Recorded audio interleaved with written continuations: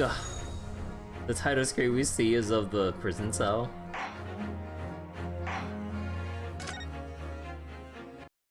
Okay. Last we left off. Oh wait. Oh shit, wait, hold on.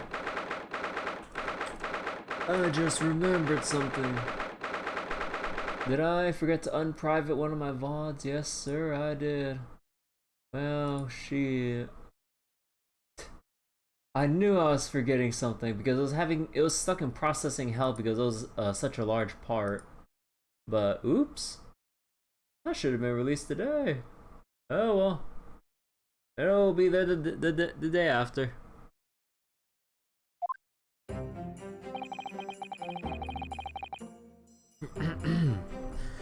Okay. There's that old familiar feeling again. The crushing pressure of this historic courthouse. Actually, no.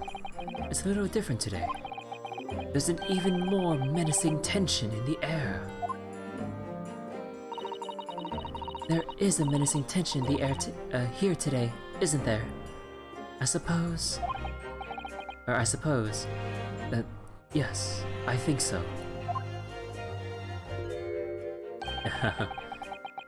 It can only be the result of the menacing appearance of the defendants. A little more courtesy, if you please. Oh my, I do apologize.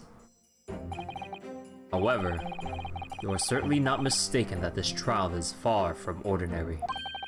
What do you mean? I'm not privy to the details. However, I understand that no jury has been selected.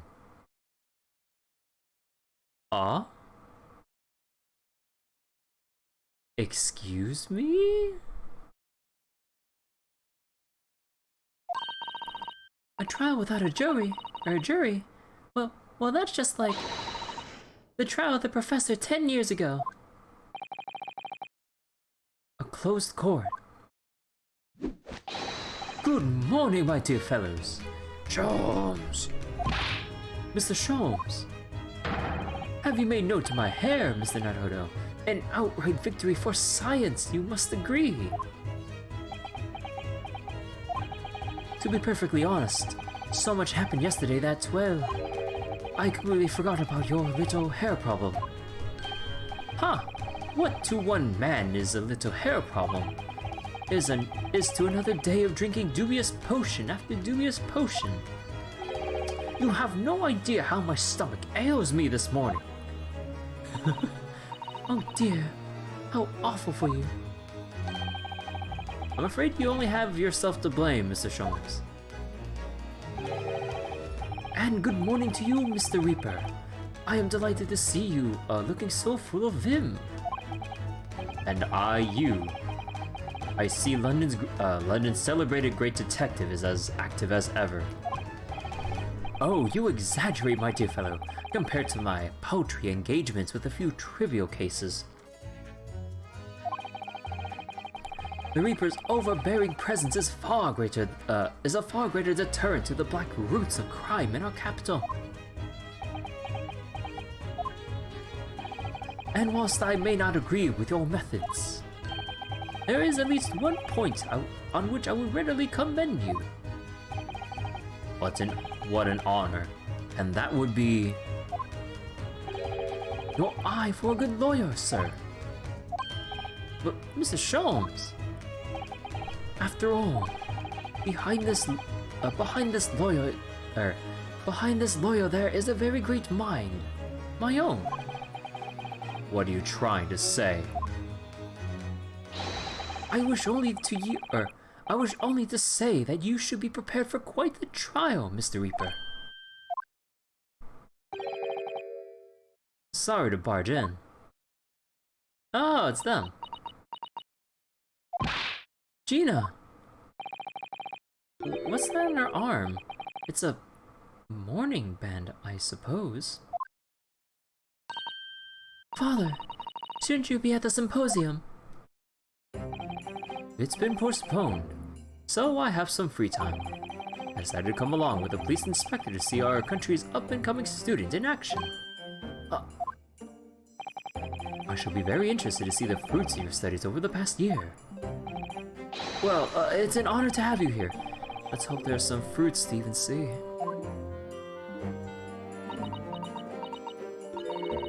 Odo. Oh, yes, Gina. Why'd you agree to this, eh? Why'd you take him on? This Reaper bloke. Everyone says it was him what killed the boss. I'm sorry, Gina, but I just don't believe that. Well, if it weren't him, who was it? I don't know that yet. I don't care who calls him what. The Reaper's just a name. He's just a person at the end of the day. And if it turns out it was him who what killed the boss, then God help him. He's right there. Fiery eyes, indeed. Yes, the culprit deserves every ounce of your loathing. Eh? At least, that may be some solace to the deceased.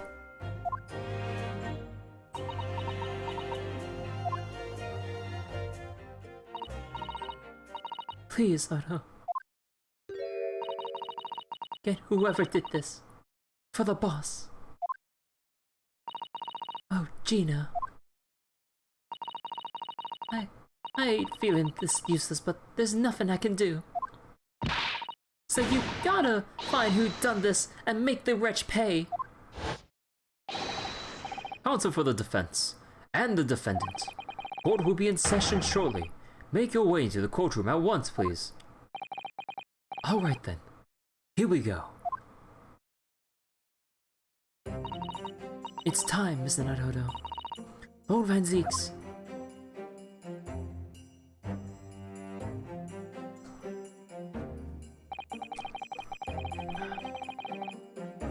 One who lost his treasured brother to a mass murderer.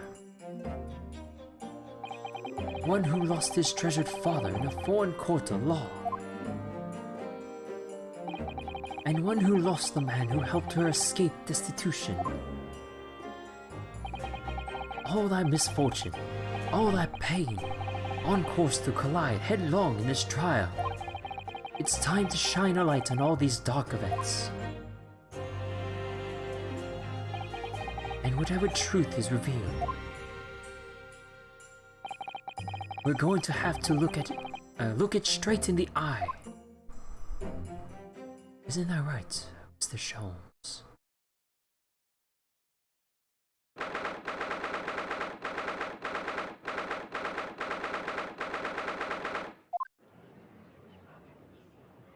God damn. In the name of Her Majesty the Queen, I hereby declare this court to be in session. We are here to conduct a fair and just trial of the defendant Beric Van Zeeks.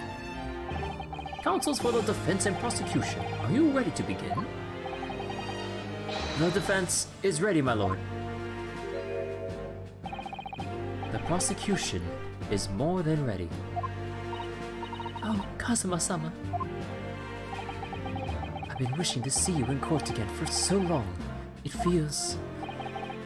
But I never pictured it happening like this. I never thought I'd be facing you behind the prosecution's bench. The so-called Reaper of the Bailey has been a scourge like no other, undermining Her Majesty's justice system. Today, we must uncover the truth behind this scourge. In other words, this trial is going to be a lot more far-reaching than Inspector Gregson's murder. The truths revealed by these proceedings may have unpredictable repercussions through the judiciary. Accordingly, they are to be conducted as a closed trial, with no members of the public present, but by Her Majesty's direct orders. How will that work, my lord? The burden of all arbitration and adjudication falls on my shoulders. Therefore, as you will see, the juror's bench shall remain vacant today. If no members of the public are present, might I ask who is currently occupying the gallery, my lord? They are members of the judiciary, here to witness the proceedings and ensure an equitable trial. Members of the judiciary, I. This is a very unusual trial today. There is, of course, another unprecedented aspect to these proceedings on which I must elaborate. The counsels for the prosecution and the defense are both aliens of Great Britain. I believe it takes an outsider to see the truth sometimes. And as I stand here in this courtroom now, I'm quite certain. This is the reason why I had to come to Britain. Kazuma? Very well. Let us commence proceedings.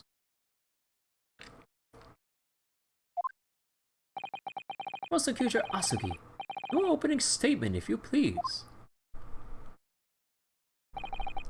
Certainly, my lord. The incident took place on 1st November at just after 5 o'clock in the afternoon. The location was a building on flats on Fresno Street, on the outskirts of the city. The victim's body was discovered there in an old single-room rental property. Yes, Inspector Tobias Gregson, a name known very well indeed to this court. Not least for his miraculous resolution of one of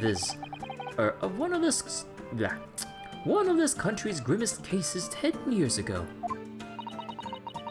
The Professor case. How sure are you about the time of the incident?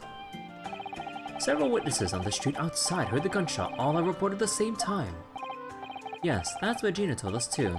There were a number of witnesses. I have here a plan of the room.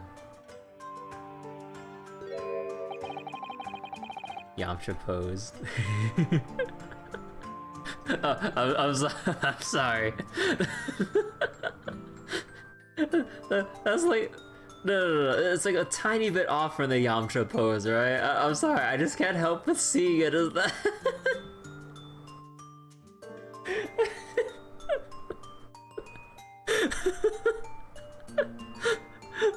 Fucking Yamcha pose. Oh, Gregson. The victim was found curled up in one corner. It's believed that he was shot from the front at point-blank range and died instantly. How has the range been determined? There were scorch marks around the entry wound. Such marks are caused by the gunpowder used to fire the bullets. But powder hot enough to leave scorch marks is only ejected a few inches beyond the end of the barrel. In other words, it only happens when the target is at point-blank range. I see, yes. Thank you for the detailed explanation, Counsel. The murder weapon was found lying beside the victim. And have you managed to ascertain the owner of this firearm?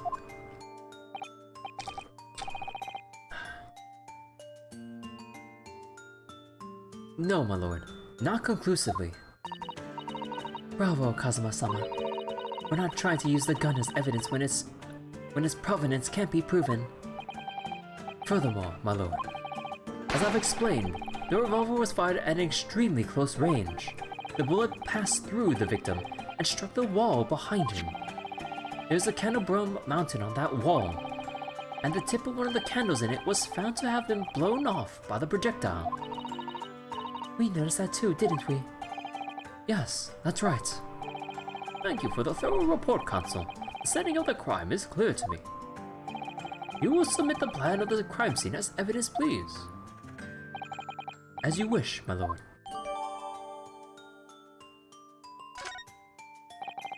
Is this Fresno Street room Inspector Gregson's private abode? No, my lord. The room is rented to a Mr. Hugh Boone. But there is precious little furniture inside, and it is generally in a poor state of repair. So what on earth was Gregson even doing there? Presumably he was investigating some case or other. When a policeman was informed of the gunshot from the witnesses and rushed to the scene, he found only the deceased inspector and the accused standing alongside, holding the revolver. The attending officer arrested the accused on the spot. So, the details of the case are clear. In that case, the prosecution would like to call its first witness. A name, please, Counsel. Naturally. The accused himself. Lord Van Zeeks? As a prosecutor, he believes in the oath of the office he's taken and will be compelled to tell the truth. Very well. Let the defendant take the witness stand. God, it's so weird seeing him behind this witness stand. So, witness, state your name and occupation for the court. Beric Van Zeeks, Old Bailey prosecutor. I presume, Lord Van Zeeks, that you heard Prosecutor Asugi's opening precis.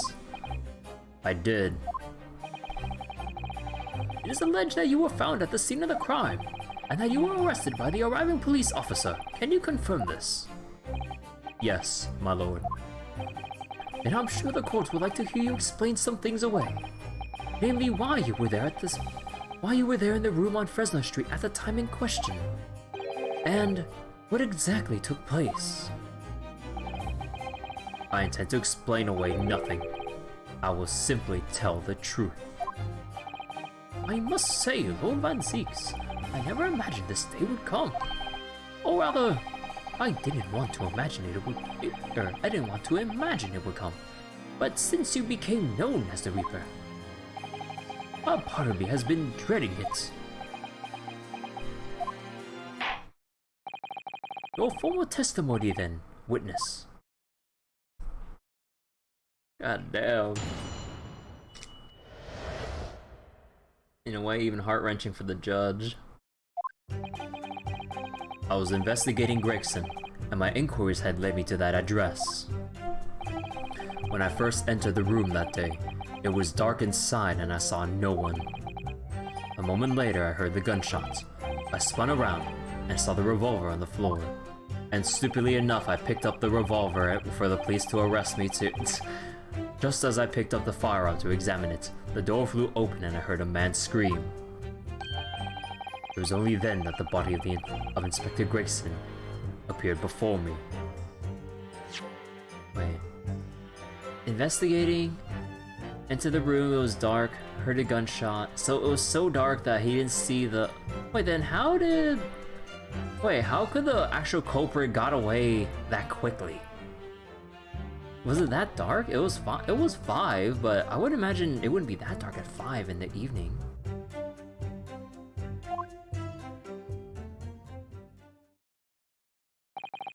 That testimony was the whole truth. It was. So, you heard a gunshot being fired in a room with no living occupants. And moments later, a corpse somehow appeared before your eyes. Is that it?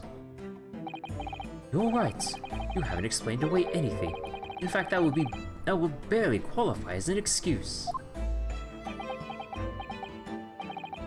I thought you were my mute apprentice.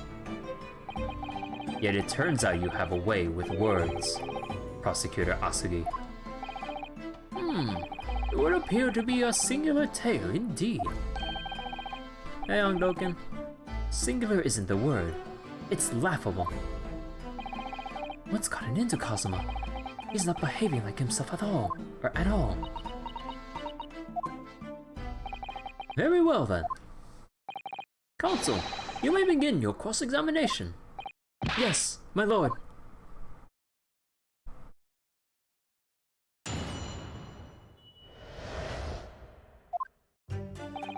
I was investigating Gregson and my inquiries had led me to that address. Hold it!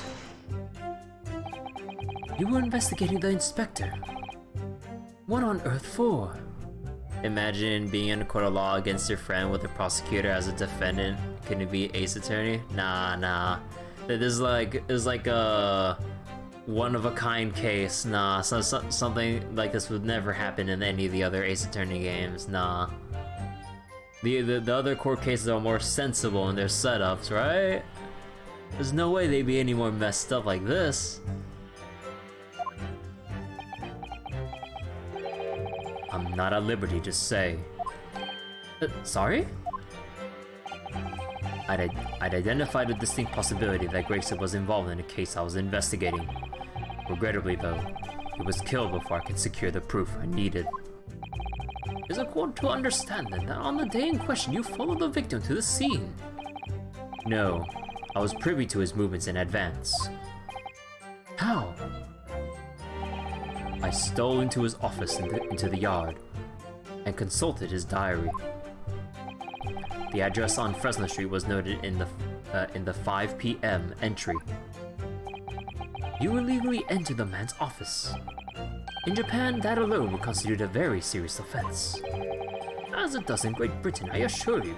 Is that not the case, Lord Van Zeeks? I have a warrant for it. I was aware of the possible consequences.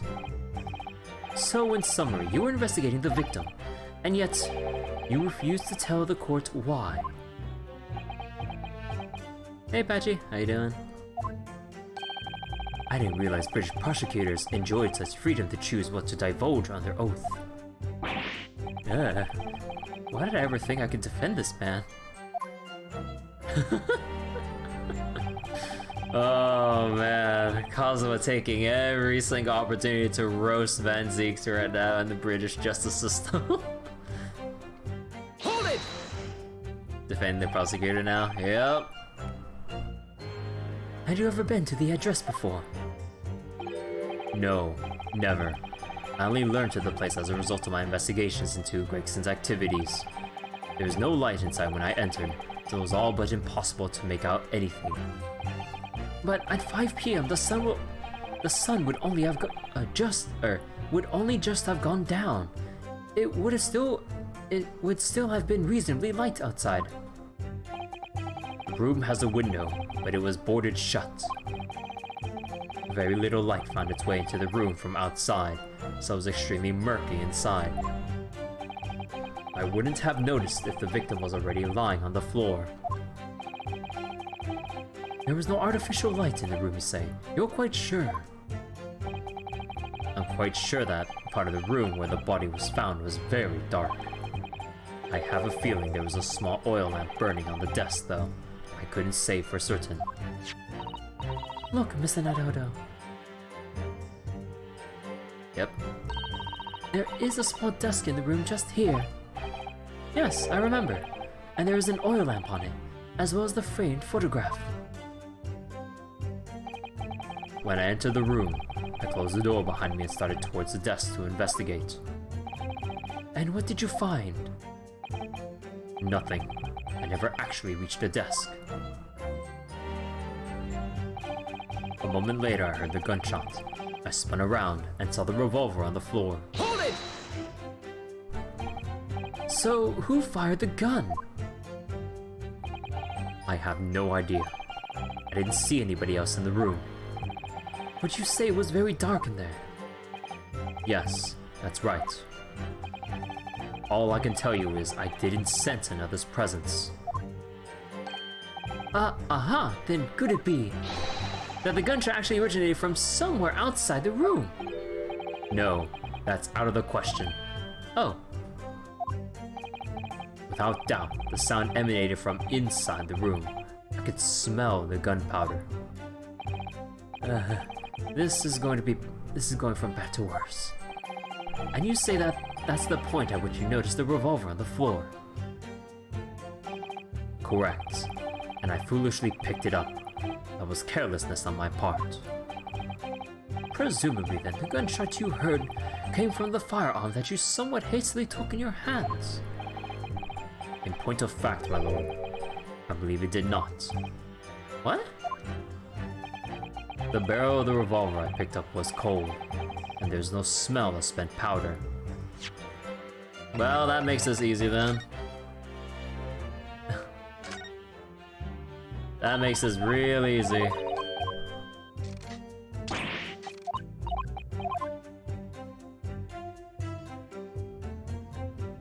Yep. That makes this ridiculously easy then. Although, what would have caused how'd it go off? What's that? But then, where on earth is the gun that was fired? Whilst I would like to oblige you with an answer, I'm afraid I cannot. I too would dearly like to know that.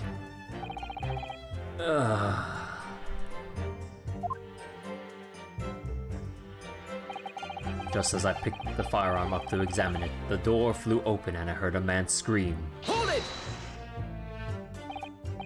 A man, you say? One of the witnesses, I presume. That's right. One of the street merchants working on Fresno Street. Who are these merchants? A number of them had set up their stalls directly beneath the boarded window of the crime scene. A match seller, a newsmonger, and a peddler. They've all given statements saying they heard the gunshot. And without thought of danger, they ran inside to see what had happened. Yes, Gina told us about that yesterday, didn't she? They burst through the door with some force, it would seem. They did, and almost gave me a heart attack in the process. Well, you're supposed to be the Reaper. The first man to come in immediately noticed the revolver in my hand and fled.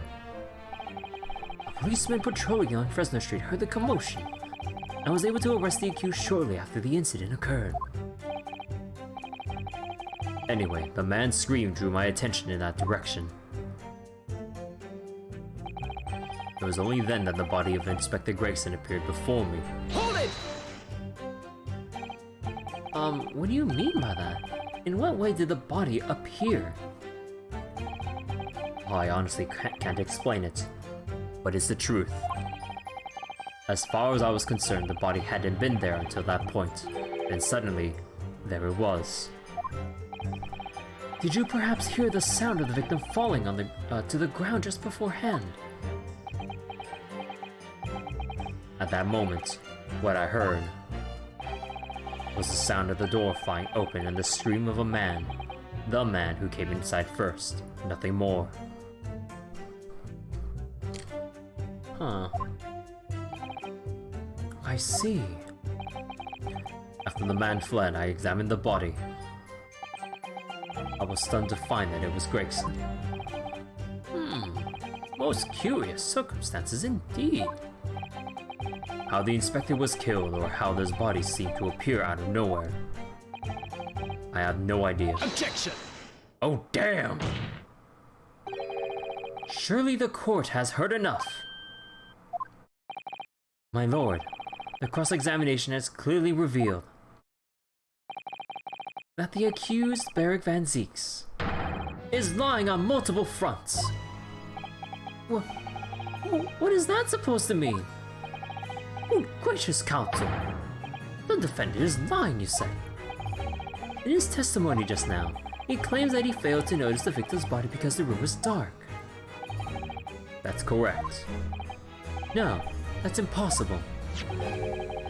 And proven by this candelabrum. How does that prove anything? If you examine the tip of the long candle, you can see it has been blown off by a powerful impact. One would assume that the projectile from the firearm passed through the victim and struck the candle. The problem comes when you consider the other two candles, which are clearly of a different length. Oh yes, I can see that only the candle appears to have been struck by the bullet. I can see that only the candle that appears to have been struck by the bullet is long. We could reasonably expect someone to have lit all three candles together. Which begs the question of why only one has ended up longer than the others. That must be because that particular candle was extinguished when the others were still burning. Oh! That's right. When the candle was hit by the bullet, it obviously went out. But the other two candles would still have been burning. So the fact is, the victim's body would have been illuminated by the light still thrown by the candelabrum. And the accused claim that he couldn't see the body clearly contradicts those facts. And now, to the next lie. There's more? The accused also claims never to have visited the scene of the crime before. That's the truth. In that almost empty room, the police discovered something very unusual. A board covered from top to bottom in police documents and newspaper cuttings. Yes, that's right. We saw it too. It goes without saying the contents of the police documents cannot be divulged. However, they included a number of reports from various historical cases, the oldest of which was from 10 years ago. 10 years ago? This is starting to sound familiar. And there's a common thread linking all the documents on that board. Indeed, what is this common thread, Counsel? They all relate to cases prosecuted in court by Barrick van Zeeks. All of them. And furthermore, all of those cases are ones in which the defendant was acquitted. Good lord! Interestingly, none of those defendants are alive today, because all of them have been sent to their graves by the Reaper. Oh no. In short, that dingy little room is the Reaper's secret hideout and his base of operations. The Reaper's hideout? And yet the Reaper would claim to have never been to his own secret hideout. No one will believe that. No, the truth is, we've been looking at this backwards. Backwards? Explain, Counsel. Inspector Gregson was investigating the identity of the Reaper.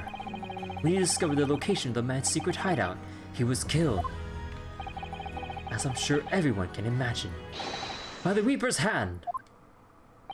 What? Rabble. Ah, that's one way to twist it. Order! Very well. I hereby state the current opinion of the court. Barrick van Zeeks is an outstanding prosecutor who has rendered great service to his country. However, it is with deep regret that I must concur with Prosecutor Asugi's contention that the defendant's testimony exhibits a number of stark inconsistencies with the known facts. All I have done is state the truth as I know it. Cosmo's done a brilliant job as ever. He's drawing on his experience as a defense attorney to build his prosecution case, and it's formidable. Counsel, you will submit the board that you just showed to the court as evidence. I believe it to be fundamental in establishing the facts surrounding the Reaper's existence. Thank you, my lord. And now, the prosecution would like to call new witnesses to the stand.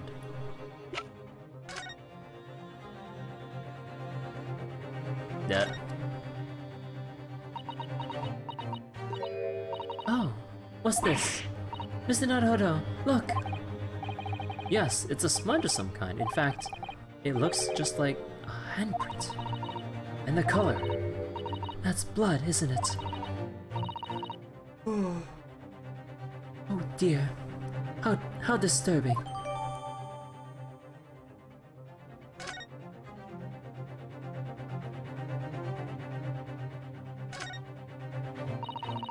There are details of a whole raft of cases dating back years on here, aren't there? The paper from 10 years ago is browning with age. Look! Out of interest, the most recent thing appears to be this newspaper cutting here. Oh, it's the same Red-Headed League advertisement that Mr. Sholmes picked up. And do you remember? There's a red hair piece at the scene too. Was Inspector Gregson an exponent of the Red-Headed League then?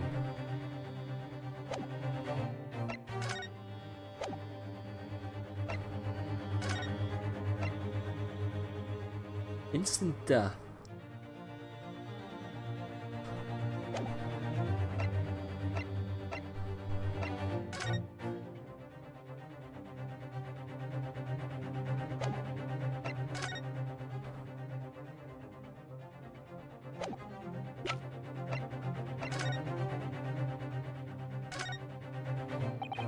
So this is the type of revolver that's standard issue for the members of the judiciary then?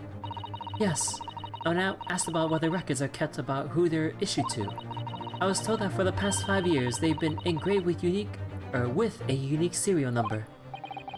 Oh, but as far as I can tell, there's nothing like that on this gun, which tells us that it must have been issued longer ago than that.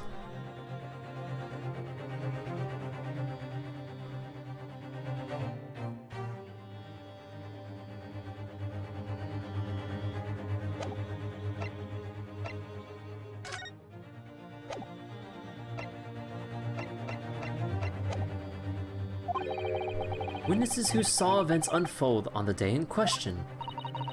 They were mentioned in the previous testimony too, if you remember. Yes, the street sellers who heard the gunshot went running into the room. Very well. Lead the witnesses in. The defendant may step down from the witness stand. Certainly, my lord.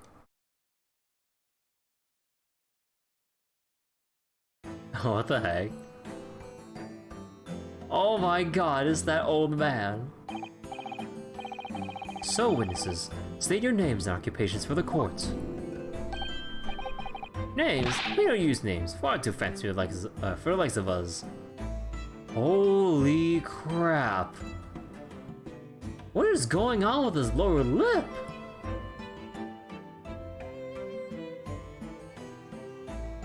I hope we can get that checked. Oh my goodness.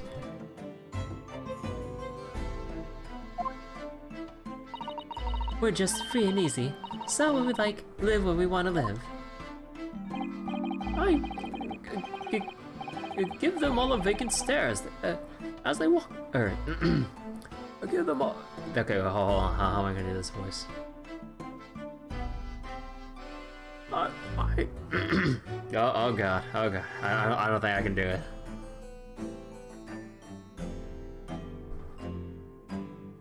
I give them all a vacant stare as they walk down Fresno. I can't do it. I just read it normally. And spin a few words into a verse for them. Ah, would I be right in assuming that all three of you make your living by selling wares on the streets? Everyone calls me Gossip. Nice, there's jaunty little tidbits to passers-by, you know. Jaunty little tidbits? I got an absolute smasher for you, sir. Right up your general, it is.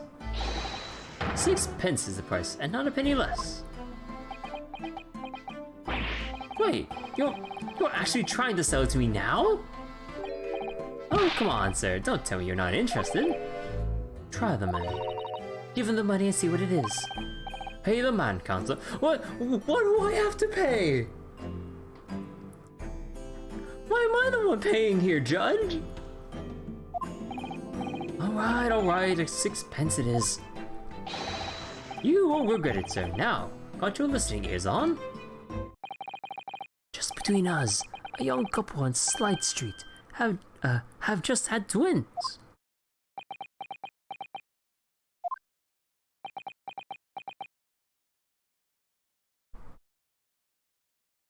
Am I gonna have to pay extra for the name of the couple?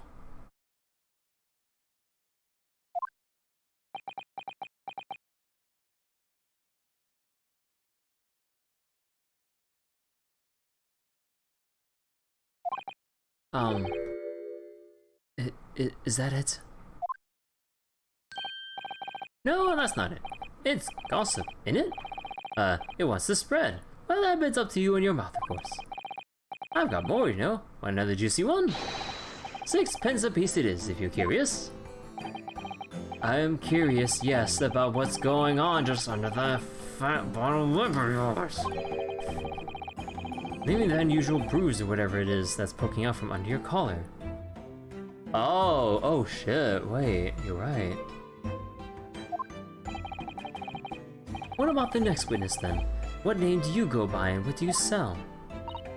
Me, I'm Venus. That's what everyone calls me. Funny, innit? I sell these lovely little fireworks to all the local school kids. 6 pence a pop. What do you say? You weren't exaggerating with little. Do they actually sell? Oh yeah, the second years can't get enough of my Venus firecrackers. Especially when I tell them that if they get 100, they could blow up the school. Man, that is false advertising right there. How dare you not sell enough strong explosives to blow up the goddamn school. Not the most savory of ideas, young lady. What'd you say then, eh? Want a pie with 6 pence for a pop? What? Wait, what? You want me to buy one? Tell you what, I'll let you in on a little secret. If you get 100 of them, you could blow up the whole courtroom. Try the woman. Give her the money and see if she's right. In the woman console. Alright, I'll buy one. Lovely stuff. Right then. This is something a bit extra just for you. The Venus Special. Only 600 pence. 600? It's 100 of my regular fireworks. Nothing little about that, is there? And there'll be nothing literal about the punishment if I blew up the Old Bailey either. Well, console? Try the woman. Is it what? Try the fireworks. Yeah, go try it. Go try it, console. Blow up the courtroom. What sort of bang can it make? And the last witness. What name do you go by? What do you sell? I'm a figure bee. Think all sorts of thoughts. I think, therefore I am. I am, therefore I think. I think. Well, because I stand there in the street watching the world go on about me. They call me the observator. Get out of it, old man. Everyone calls you Sandwich, and you know it. So you don't actually sell anything. The problem shared is the problem I have, they say. I give advice, I do. I think what it means. I don't actually sell anything. No, come to think of it. Pity. No more purchases today, please. Well, we have quite a cast here, it seems. They conduct their business on Fresno Street from morning until night, my lord. And it's always the same place, directly adjacent to the crime scene.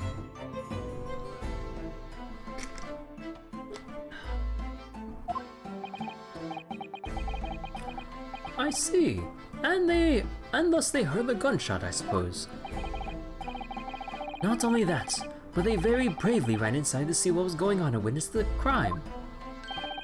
Well, that'll be bigger too, I thought. Just between us. Venus de Milo, what am I to do? What a terrible thing I saw. What I think is, if all what we see is the light and shadow playing with our eyes, is any of it real? Very well. The court will hear the formal testimony of these three witnesses now. You will describe in detail what you witnessed and heard at the time of the incident. Oh, God. I need a posture. Hold on. Before we begin, I need to check my posture. Everyone else do that too if you're sitting down.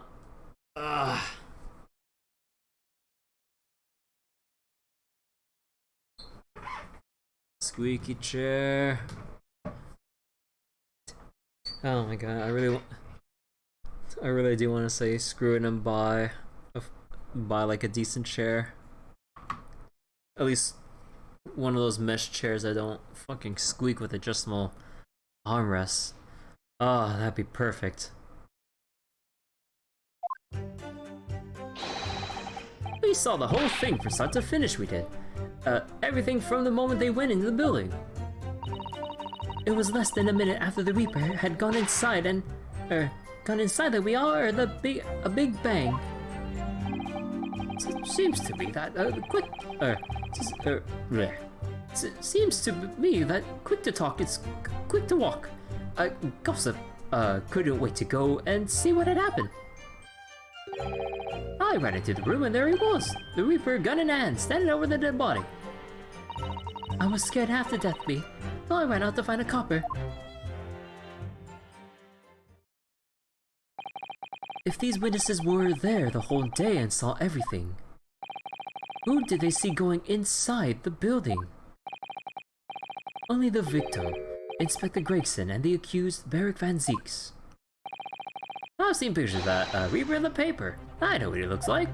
And just between us, folk love stories like this.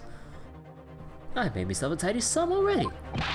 But wait, the room was just one of several flats in the building. Someone from another flat could have done it. all those flats on Fresno Street are unoccupied.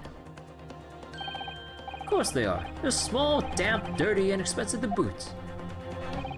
The room in which the inspector was found is the only property in the building that's currently leased.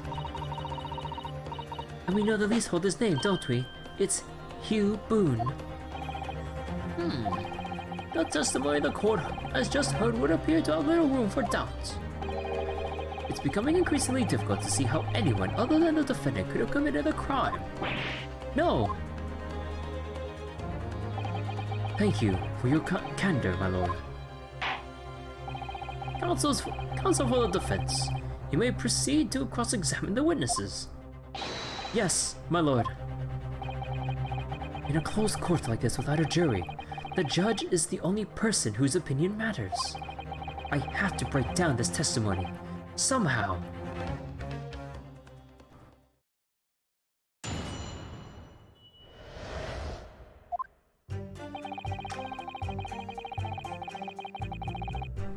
Hold it! When you say they, who do you mean exactly? Inspector Gregson and the defendant, Lord Van Zeeks. Oh, I suppose so. The likes of us don't know the names of the high and mighty. But I tell you one thing, it was the old Reaper that went in last, that's for sure and certain. Just behind Inspector Gregson, did they arrive at the same time as each other? No, not at all. The first fella must have gone inside a good 15 minutes before he heard that gunshot. The victim arrived 15 minutes before? Are you sure about that? Am I sure? Am I sure? Doesn't seem likely that I've forgotten a fellow with a bright head, doesn't seem likely I've forgotten a fella with bright red hair like that, does it? Yeah, his hair really were red, weren't it? Redder than my flaming fireworks, even. That fiery red mops the burnt inside of my eyelids, it is. Wait a minute, you're saying that the man was a redhead? Well, would you listening, chum? Aye, it was a redhead. He had a big trunk with him as well. But Inspector Gregson's hair isn't red. Not by any stretch of the imagination. It seems likely that the person you saw wasn't, in fact, Inspector Gregson at all, but some other third party. No, I hate to break it to you, but the witnesses are correct. What? Just have a look at this photograph of the victim taken at the scene.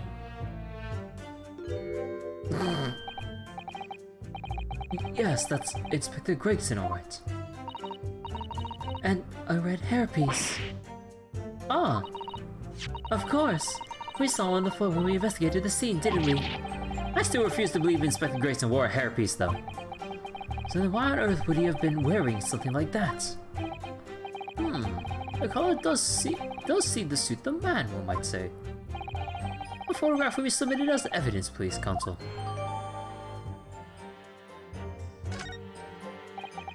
And what became of the trunk that the red-headed victim was supposedly carrying?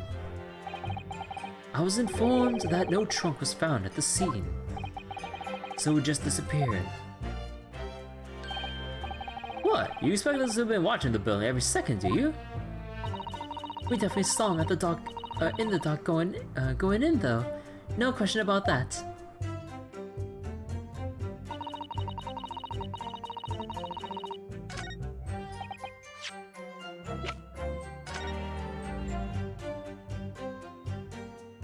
Fucking ultra pose. Uh-huh. Wait, does that mean there should have been blood on it?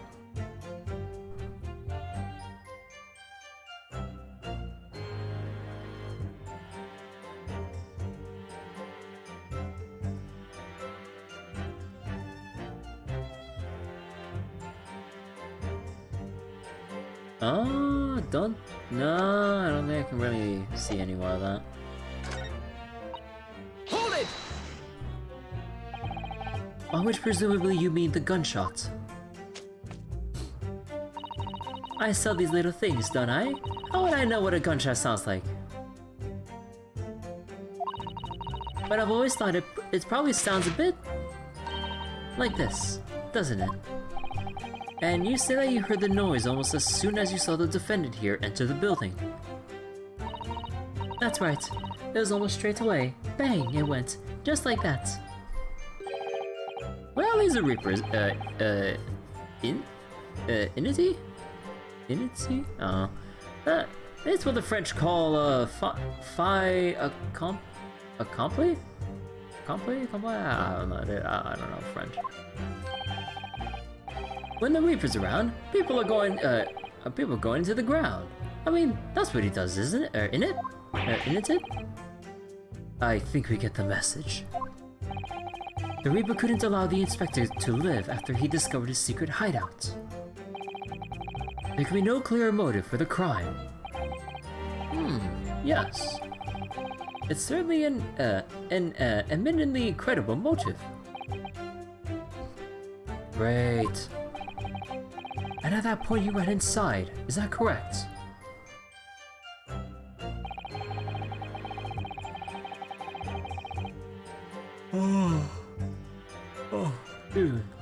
Hold it! So when Gossip ran to see what had happened, did you go too? Well, I'm a bit hampered, you see. All the signs are that I can't move very well. You were way behind, presumably, with that sandwich board around your neck and that big sign in your hand. What a great burden you bear. Pardon me for asking, Mr. Sandwich, but is it possible you and I have met before? Not anybody be. The signs are what make me who I am now. I sign, therefore I am. So you weren't employed as an omnibus driver just under a year ago then? I might be mistaken, but I believe his trembling has intensified, Mr. Naruhodo. Yes, I agree. He's clearly been through a lot. Turn down King Henry Street and the Black Widower's arms is just there. Oh dear, you've made him hide behind his sign. Life is full of surprises. I ran into the room and there he was, Reaper gun in hand, stand over the dead body. Hold it! So then, you were the first person to arrive on the scene, is that right?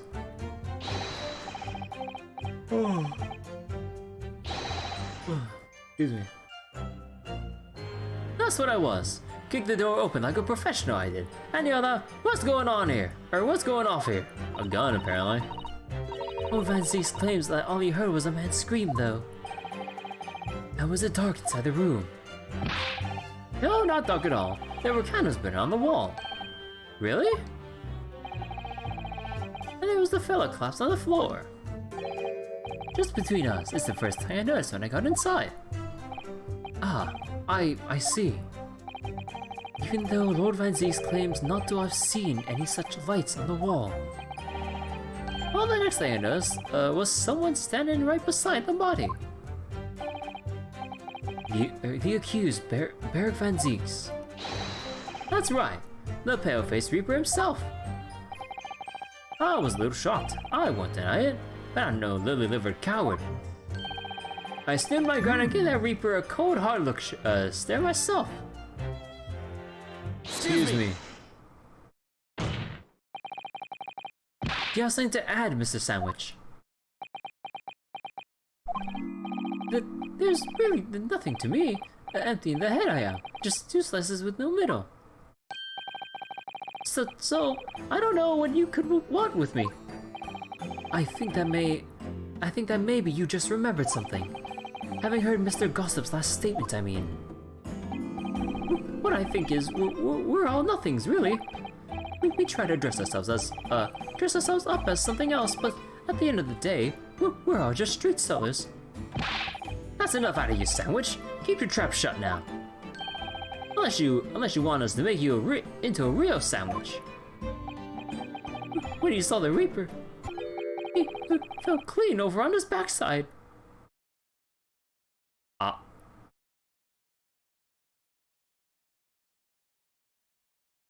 So you saying that you're lying to us, Mr. Gossip? That's it? Oh, you rotten beggar. I told you to keep that a secret. Or he just omitted that because he didn't want to look bad. Oh, we screamed, you did. Screamed and scrambled off on all fours. That's what I wanted. Oh, so he just left right away. Mr. Gossip, is this true? The floor was dead slippery, that's why. Planted my hand in the filthy pool of blood, didn't I? Yuck!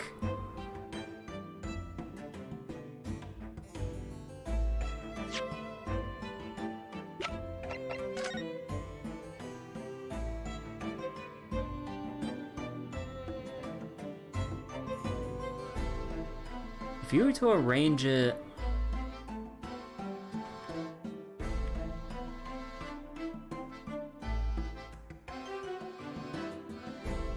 If you were to arrange it like this, or maybe like this...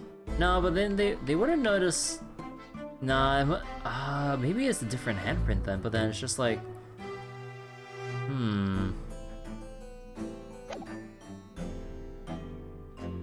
Wait, can't change where the cursor is? They can change it. It's just I'm rotating the camera to like align what I think the perspective could be. Because like for the hand to be like this, the board would have to have been on the bottom like this, for then someone to fall down with bloodied hand and slap the back of the board, but then something or someone propped it back up to avoid anyone seeing this handprint here. I don't know, it might be jumping to conclusions, but put his hand on the filthy pool of blood. Kind of a let's press further. What? A pool of blood? Well, listen here. Even when I was sprawled on the floor, I kept giving that Reaper a cold-eyed stare, and don't you forget it. Now let's just go back a little. Did you say you got blood on your hand? I did. It happens to the best of us at times, doesn't it? I was so scared, so I slipped over. We can just keep it between us, can't we? No, Mr. Gossip. I'm going to have to ask you to add that information to your form of testimony. Oh, if I must.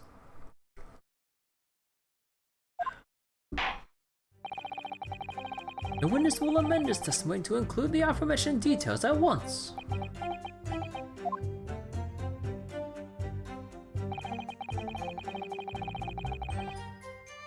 Wiped it off on the floor. That was no floor, sir. Unless they want me to press on the fifth statement to get more information, but I wanna point at something, so forgive me. Objection! Yeah, let me point. Okay, I'm not pointing right now. So you wiped out the blood from your hand on the floor of the room. Are you quite sure about that? Well, what else do you expect you to have done, huh? Does it really matter? Objection! The police found no such handprint on the floor during their investigations. What exactly is the defense asserting? If you'll listen, you'll find out. Prosecutor Asugi. Certainly, there was no bloody handprint found on the floor. What are you trying to say? There was a handprint in blood left very clearly at the scene. On the back of this notice board. Oh yes, indeed. Indisputably a handprint in the distinctive color of blood. Aye, you're dead right, that's my right hand. I know it anywhere. Rabble, rabble, rabble, rabble, rabble, rabble. Objection! Objection. The witness very definitely testified he wiped his hand on the floor. Any handprints on the back of the board are irrelevant. Objection! Not if the board itself had fallen over onto the floor. Don't tell me like this is like some elaborate case of like... Don't tell me this is like some elaborate case of like board falling down to the floor, which then fucking twisted the policeman figure to shoot. No, there's no way. It's like some stupid little like. What's the term for those kinds of things? Like you know those videos you see where people set up like these elaborate little like setups where like they have a ball or some other object bouncing around or rolling around. What's it called again? Rube Goldberg device? Yeah, like one of those things. And like basically they did something, or they may have just been simple enough, but then the like why else would it be on the floor in the first place? Cause then he heard a loud bang, right? Lord Van Zeek's. And it could have happened at the same time, at which maybe. I mean, that's reaching very far. That's reaching really far. Well, I mean, there's a lot of like things we reach far for in the series anyway, so I mean, it's definitely plausible. How's how you doing, Baretsu? In that case, it's quite possible for the witness's handprint to have ended up there. Just look at the floor plan of the room. The notice board was on the opposite corner of the room to the victim, and in an upright position. Even if it had somehow been toppled and was lying on the floor at the time, it would have been a considerable distance from the body. Oh, I fell over when I came across the body. That was basically right next to the corpse, not the other side of the room. In other words, the defense's assertion is contradictory. Yes, it is. Ooh. There's a very definite contradiction here, for which there must be a reason. I take it that you formulated a proper hypothesis, Counsel. Nope.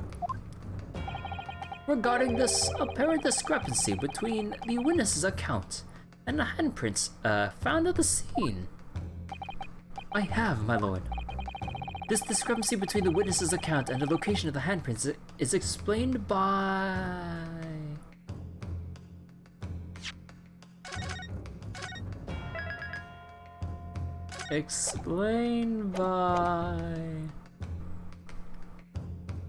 So the witness says he was next to the body and he wiped his hand on the floor, but then the board, I mean, easily could have just moved, but anything else I could see from the, no, this was taken after, so then.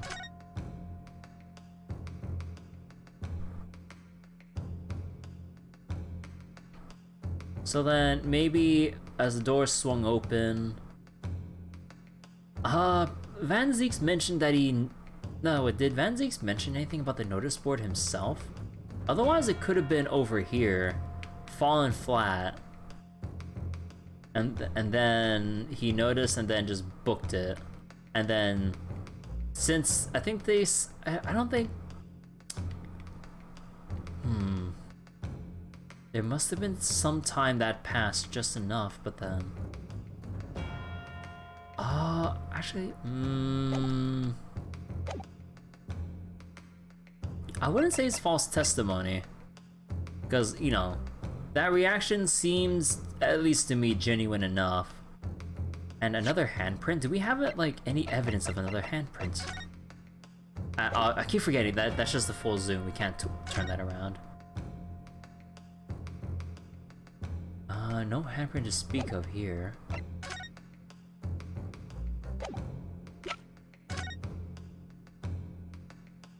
I wonder if like there could have been if there could have been another handprint, like we would notice it right away.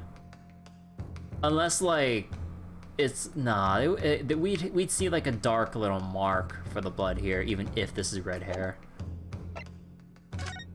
And there's no way it would be on the candle. Also, wait, I didn't investigate this yet. You had an idea, Mr. Natodo. You're staring at the end of the string of fireworks. Sorry, it's just that it's the Venus special. I was wondering what 600 pence worth of fireworks would sound like. Shall we find out? What? But she said it could blow up the courtroom.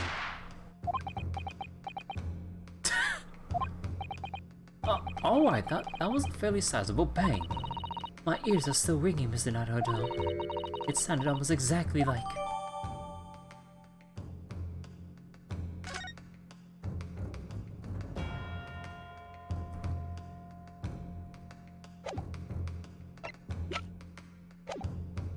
Okay, it would have to be moving. The real contradiction here is the handprint itself, not where it was found. As the court can see, it's upside down. Good gracious, so it is. If the witness had put his hand against the board, the finger should be pointing upwards. What does that tell us? It tells one simple fact. When this handprint was made, the board must have been lying on the floor as I previously suggested. Which means that after the incident, it must have been moved. What? No shit. Objection! You're claiming that somebody moved the notice board after the shooting. Then tell the court who. I don't know that yet, but the point is, when you consider all the testimony we've heard so far, we can now be very clear on one point. And that would be the position of the notice board at the time of the incident, my lord.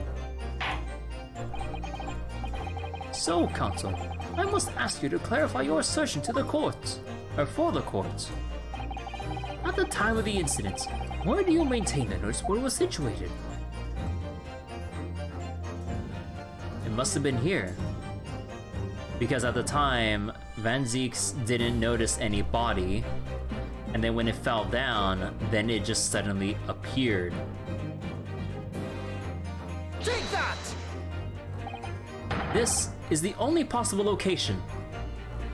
Okay, that was close enough. Immediately adjacent to the doorway.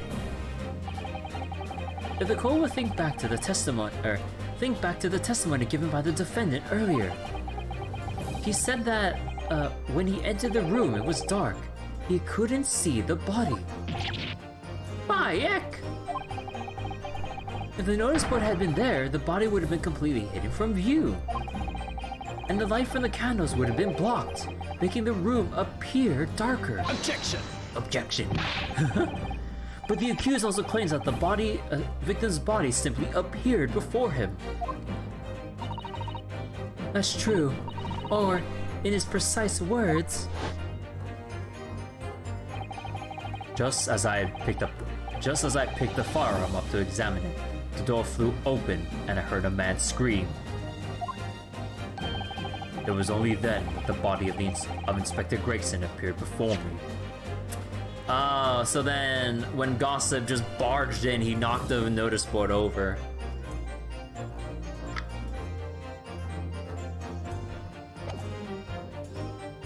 So Gossip inadvertently tampered with the crime scene. Well, I don't know about calling it a scream, but it was talking about me and no mistake. Because it was me that kicked the door open. Yeah. If you look again at the floor plan, consider what would happen if the door to the room was thrown open with force. But that can't. The door struck the notice board, knocking it over and making the victim's body visible. Good gracious. My client has told nothing but the truth. He simply described what he saw. Ah!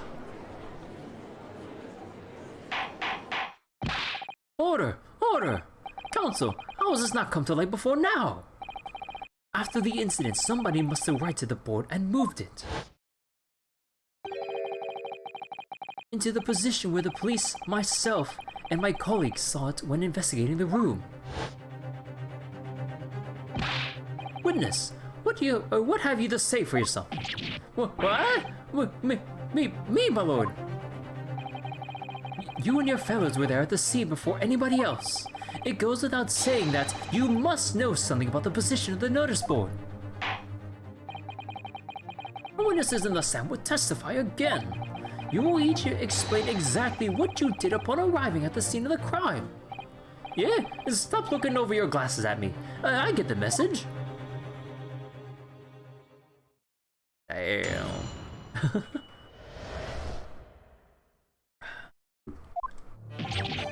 I don't know. I don't know anything about that there notice board. I just wiped my head on it, that's all. Well, don't look at me. I haven't got a clue about it. I was doing business with some second years at the time. I don't know anything about anything. I'm just some bystander. I mean, just a side at crossroads of life. It was that Reaper, I bet. He's got a face that screams bored.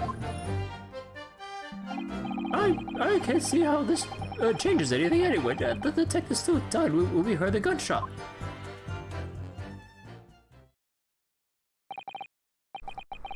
Huh, wait, that last statement, wait.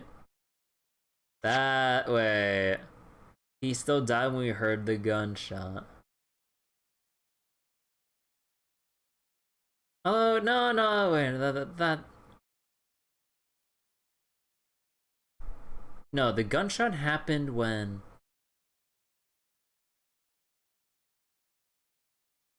Wait, when Van Zieks entered the room...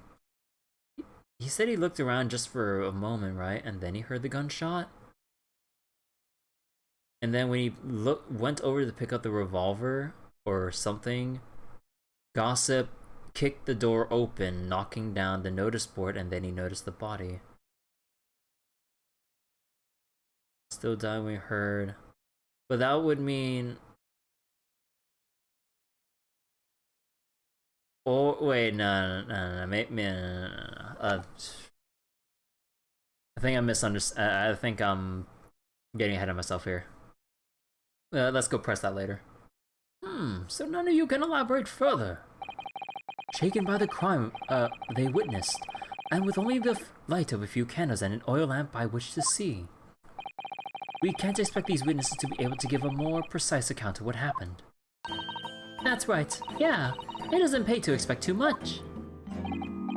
It's man's endless quest for knowledge that's destroying the world. But that's what I think. Do you? Really? In any case, as his testimony shows, even if the notice board was moved by somebody following the incident, it makes no difference. When the gunshot rang out, the accused was the only person at the scene. In short, the only person who could have possibly committed this crime is Barrick Van Zieks. None of this wrangling over the board changes that simple fact. Quite so. Does the defense still wish to cross-examine the witnesses despite the circumstances? Most certainly, my lord. Very well. Then you may proceed, counsel.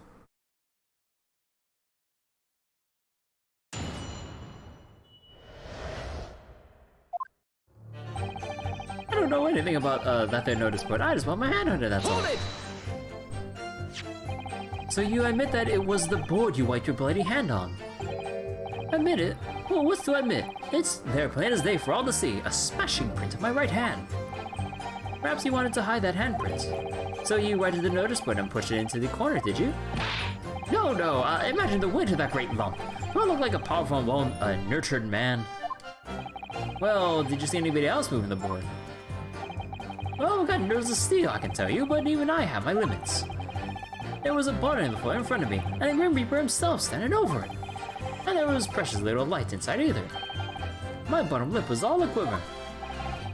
In other words, this witness is unable to give definite testimony on that point. Yes, so it would seem.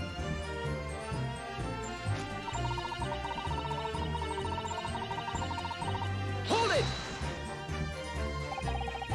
When you say you were doing business with them, you mean you were selling them fireworks? Oh yeah, what else? That's the primary school just around the corner, see? Those cheeky little so-and-sos have got a plan to blow their school to the kingdom come.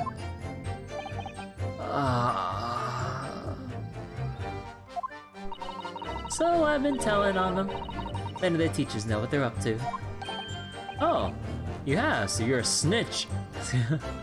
Nah, you're just like setting them up.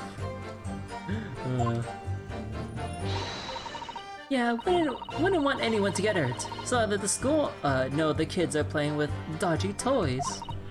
Then, praise the Lord, the teachers take all the fireworks off them. And then, praise the Lord again, the kids all come back to me to buy more. Everyone's happy, see? Oh my god, that's so fucking dirty. What a racket.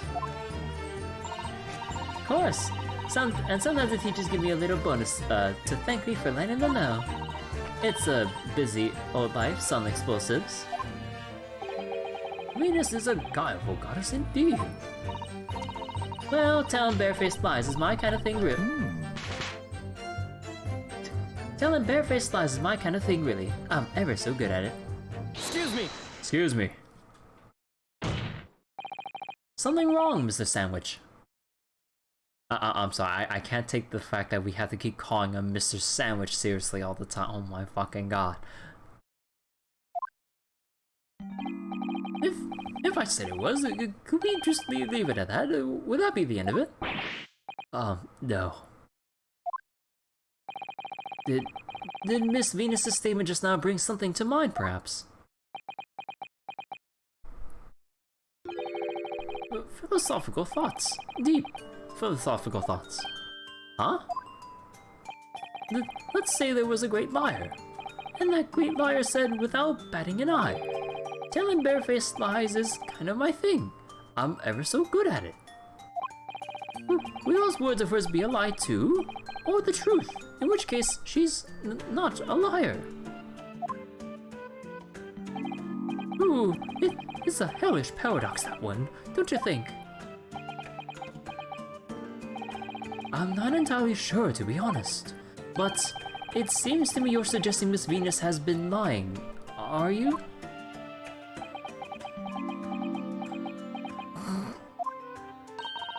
What are you on about, old man? Trying to cause trouble, are you? Oh, he's gonna...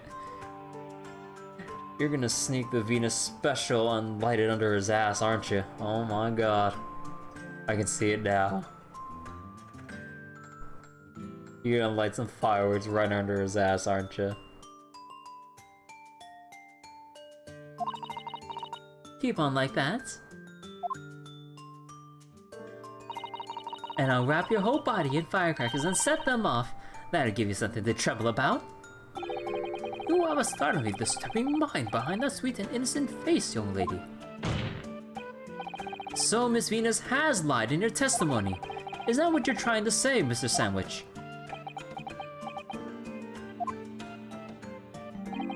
Well, if it means I'll be burning in hellfire for the rest of my days.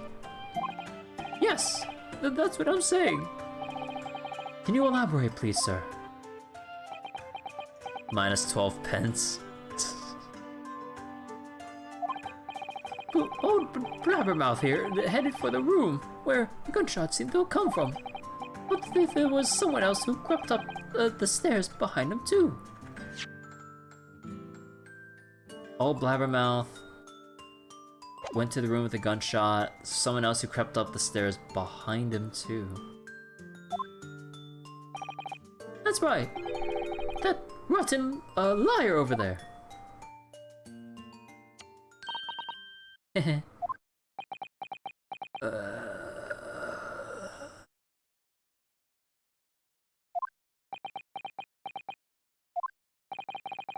You mean to say that you did in fact betake yourself to the scene of the crime after all? Maybe. What did I tell you, eh? Minus 18 pence. I said I was good at telling barefaced lies, didn't I? Yes, you mentioned it. Well, that revelation rocked the whole courtroom, didn't it? Who knew firecrackers packed such a punch? Oh, wait, was she just tossing it at Ryunosuke the whole time? So you did indeed visit the scene of the crime, did you, young lady? Good grief! Well, now that you come to mention it, I suppose perhaps... I do clearly remember climbing the stairs to the room, yeah. Either you clearly remember it or you don't. Well, I shall consider a fitting punishment for this perjurious act later. For the time being, you would immediately amend your testimony to reflect the truth. Oh yes, my lord, of course. Nothing like boldly committing perjury in a court of law. Maybe I did sneak along behind gossip and have a little peek into the room where it all happened. Hold it! You make a habit of lying, do you, Miss Venus? Well, I suppose so. I don't really know, to be fair. If you want my advice, though, I take everything I say with a big pinch of salt. Alright, but you did in fact go into the room where the victim was killed on the day in question, didn't you? Oh please, as if I would. I can't think of anything more terrifying. The truth, please. Well, alright, just a bit then. I mean, a girl my age is curious about stuff, you know? Did you touch anything at the scene? Oh, please, as if I would. I mean, there was a dead body on the floor. The truth, please. Well, alright, just a bit then. I had to look to see if there's anything I could sell. So I gave the place, I did give the place a once-over, but it was nothing to write home about. Right, now I hesitate to ask, but you didn't move the notice board by any chance, did you? Oh please, as if I would touch anything like that. Just a few bits of loose change is all I had. The truth, please. Well, alright then. I thought there might be something worth having underneath it. So I blasted the flippin' thing. Sorry, flip the blasted thing.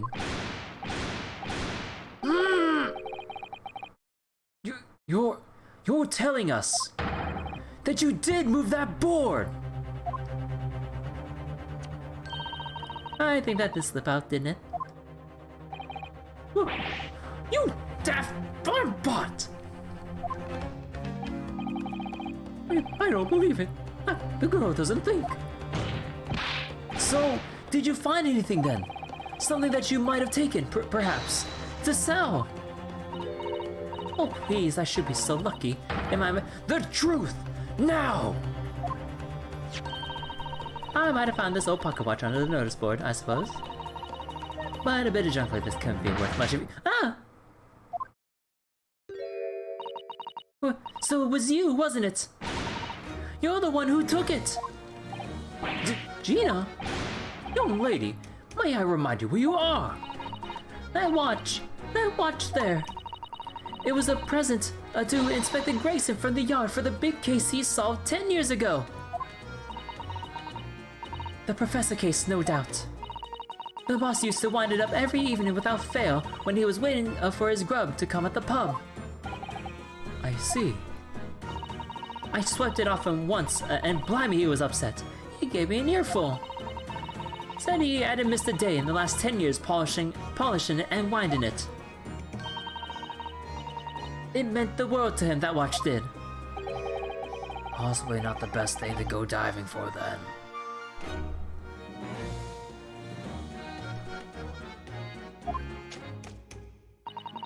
Oh, it's not all that though.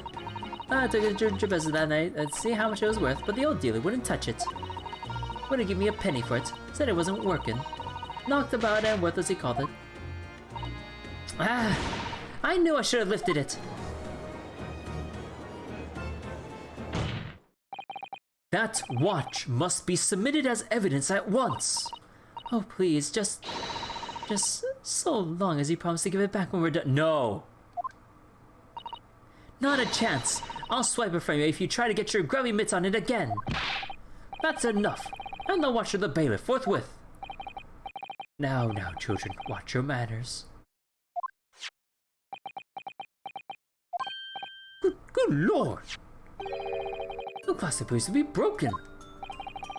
More than likely, it shattered when the inspector was shot. It doesn't take any more either. Which is why Jabez didn't want it. What a waste, eh?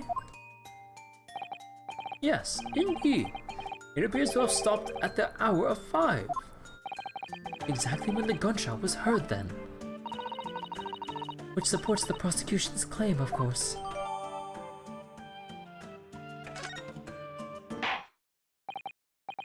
Well, it would appear that the mystery of the moving notice board has been solved at least.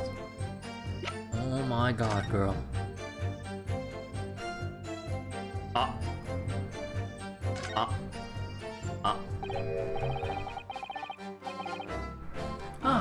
There's a tiny little keyhole here. Can you see? Oh yes, that's probably for the winder used to wind up the mechanism. It looks a little unusual, don't you think? Yes, you need just the right key to wind it, I imagine. Why do I feel as though I've seen something? Something a bit like a key that's about the right size to fit in this hole. It would be wonderful if we had the key. Let's check carefully over what we've already found.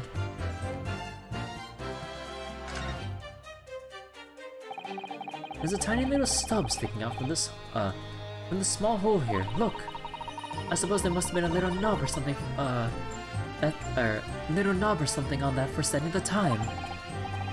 In that case, seeing as we know the inspector took such good care of his watch, it probably broke when the incident occurred, didn't it? Yes, of course. Which could mean there's a small part of the watch still at the scene, maybe. The glass over the face is really badly cracked. Look! What a shame when the inspector clearly looked after it so carefully. I imagine Mr. Sholmes could repair it, don't you? Yes, I should think so. He's very adept at things like this. A most useful man to have around, in fact. But can you remember that he's a great detective, Mr. Naruhodo, not an odd job man? Well...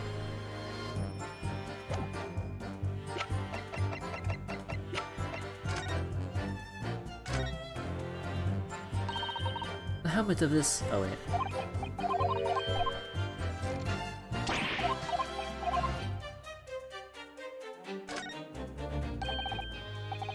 Mr. Sato, do you think perhaps this key could be the key for Inspector Gregson's watch? Oh yes, it could be. Let's try it at once. There's not a moment to lose. Boop.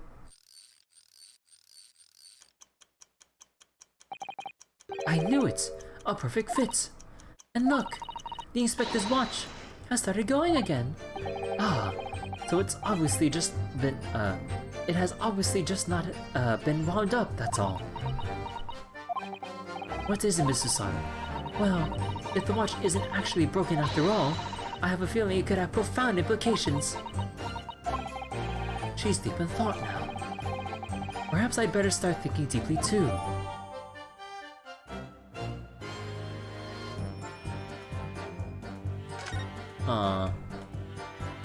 So then...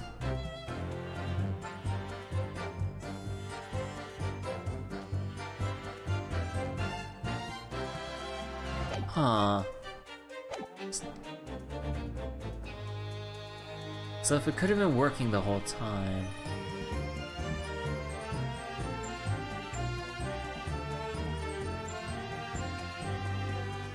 I'm sorry, my two brain cells aren't piecing together what the implications are. I'll need to have the game spell it out for me. And as predicted, had very little bearing on the case.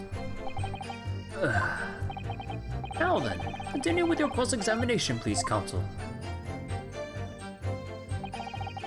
Oh, I don't know anything about anything.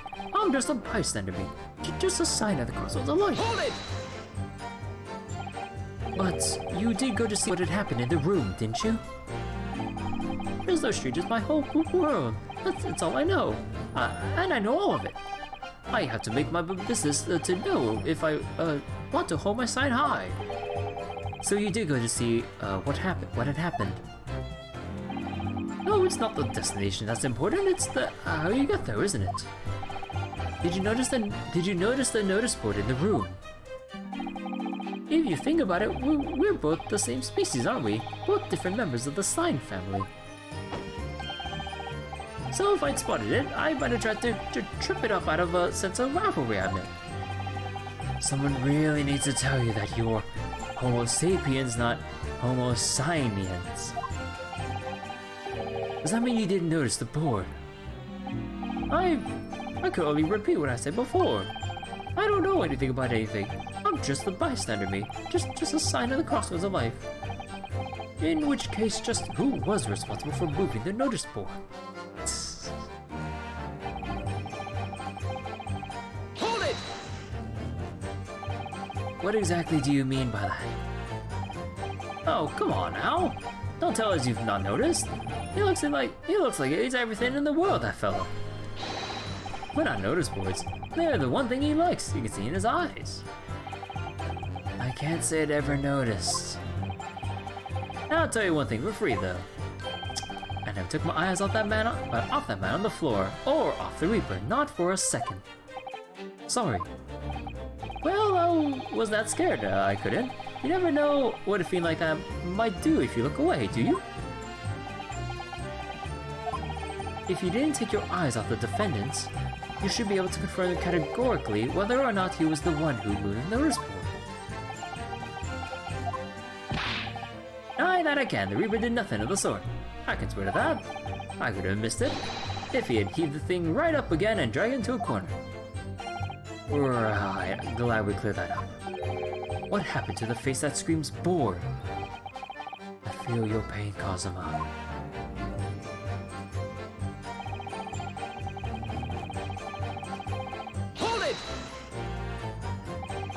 It was 5 o'clock in the afternoon that you all heard the loud bang, wasn't it?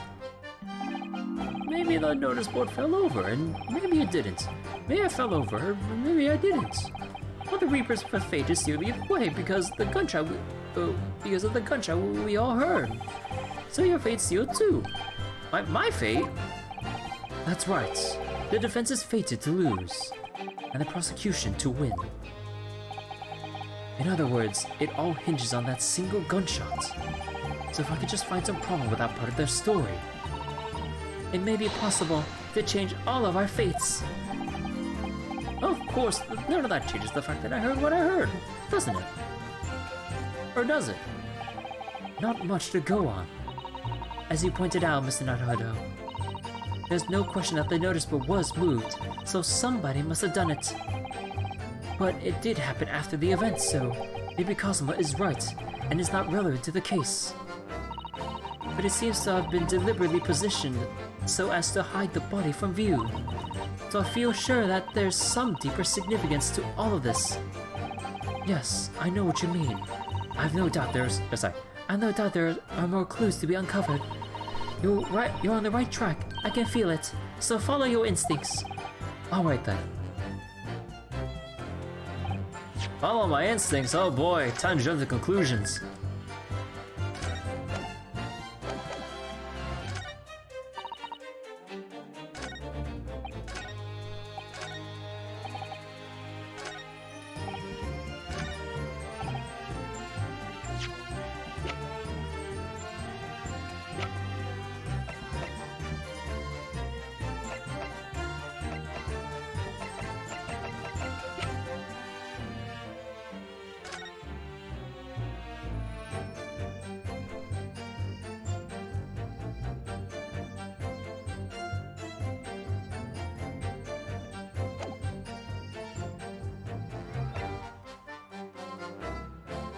Well, probably died when we heard the gunshot.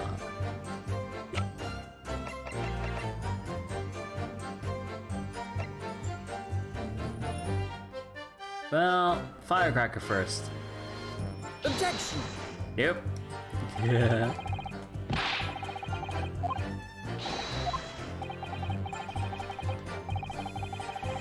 Yep.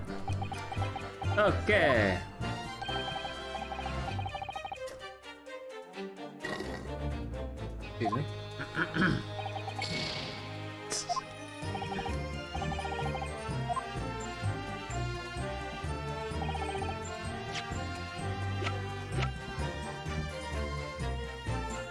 Still died when we heard the gunshot.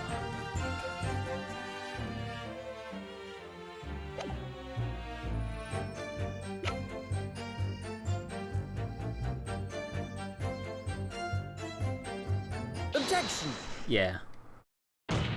Just want to make sure of the firecracker. I'm afraid that's not necessarily the case. Oh! At the scene, we found this key to the winder of the inspector's pocket watch. A key. And having wound the pocket watch, we discovered that it in fact still works. You see, the watch didn't stop because it was broken at all.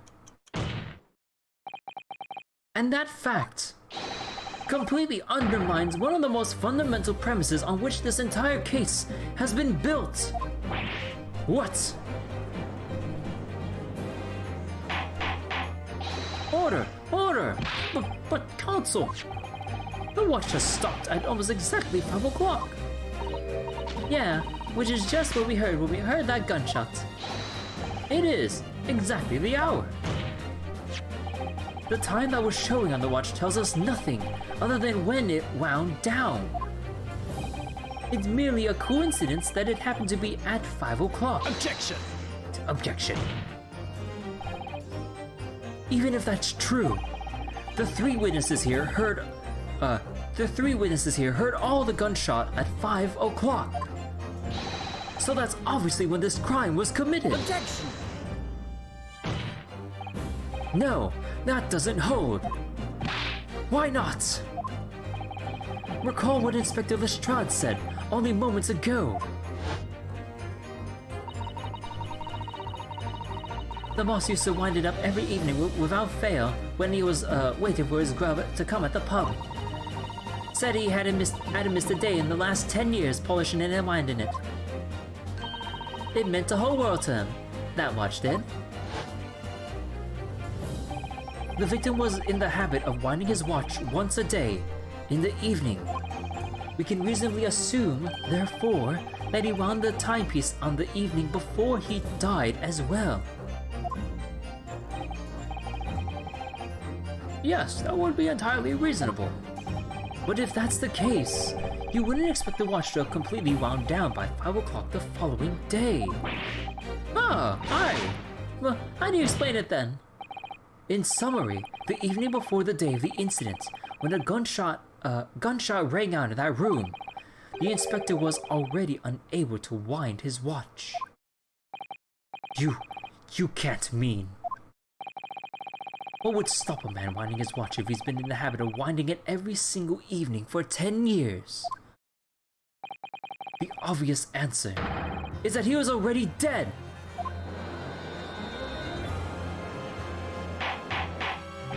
Order! Order! Counsel! That is the most extraordinary claim! Objection!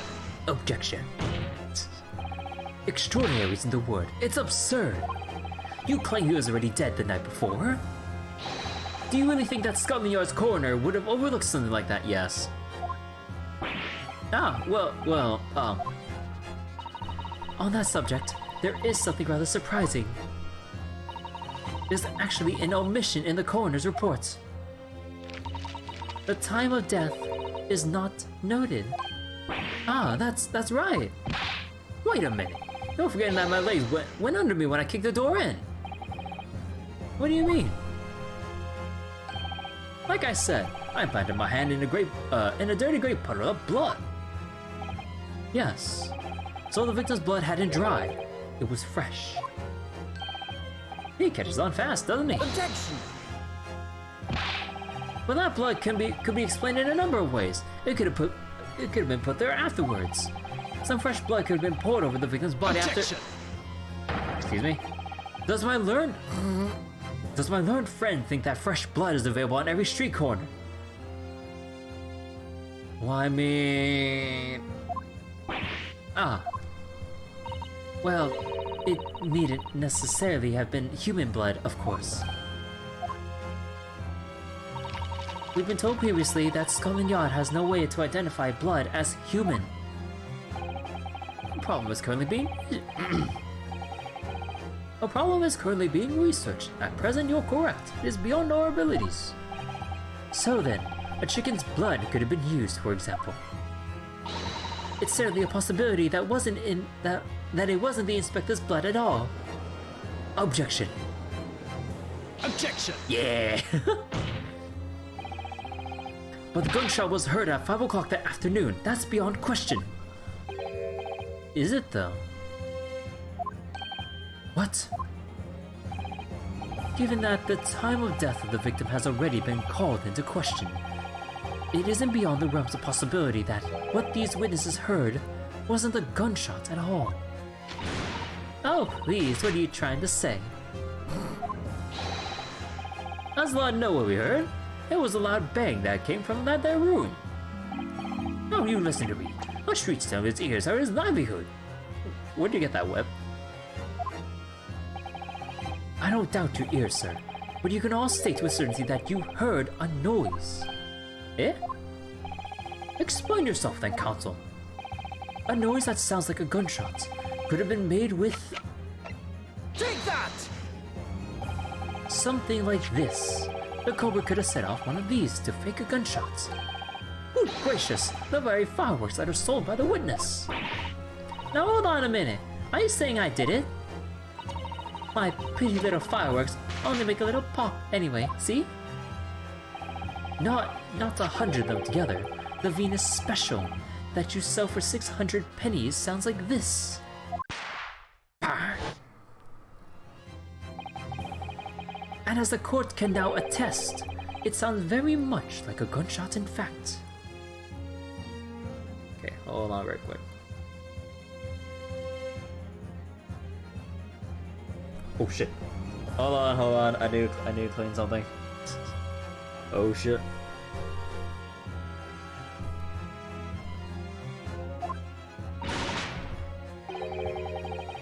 You're trying to suggest that somebody set one of those fireworks off at the scene.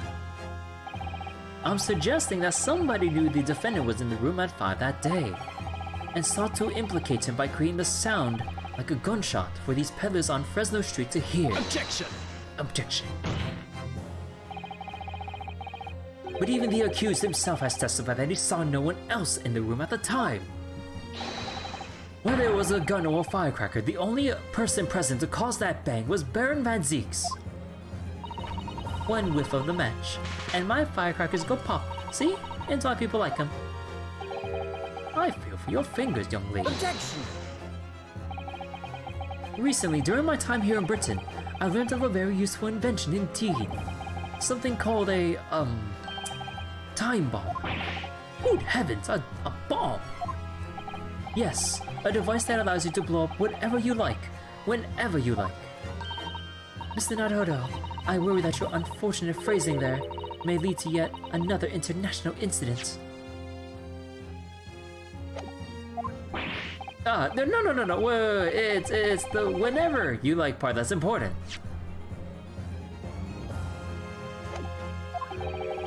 A time device. Yes, exactly, a time device. Something of that nature could have been planted at the scene. A device that was able to produce the sound of a gunshot long after the culprit had left. Your extravagant claim will have to be substantiated with evidence, counsel. What proof do you have to suggest in a way that time device was employed to create a gunshot sound? That a time device was employed. Well, we only have one thing. Oh, last one, just double check here real quick. Well, the very watch itself. Take that! No suggesting this could have been used as some sort of time delay device. I didn't think so, my lord. But it's becoming increasingly clear that we've all been very misguided here. Objection! Objection. Yes, by you. What? Debated. The time is going for a penalty.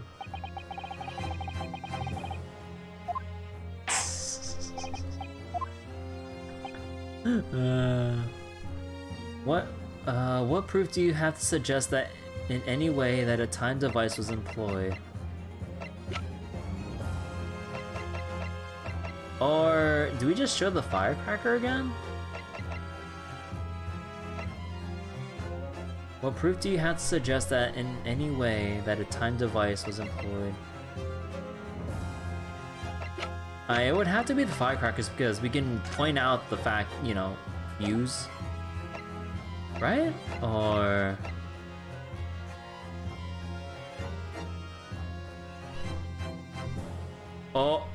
Oh, wait, mate. Was it the candle that lit some fuse? And then...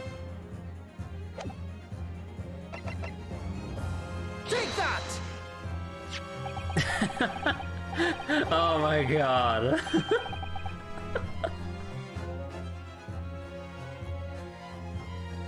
Wait, then...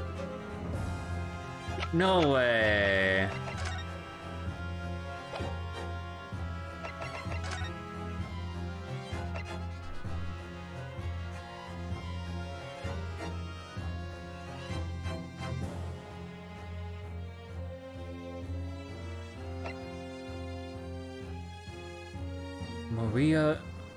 Maria Gori? Wait, do we know that name?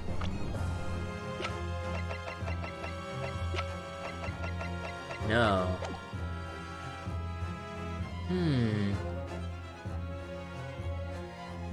There's no way. As the court has already discussed, the tip of one of the candles in this candelabrum has been blown off. Indeed, because it was struck by the bullet, in which it presumably passed through the victim. I don't think that's possible, my lord. Not possible. Why? Because of the scorching. There are gunpowder scorch marks clearly visible on the broken candle. Oh, there are. Goodness, yes. But is it not the case that there is also scorching on the victim around the bullet entry wound? That's right, there was.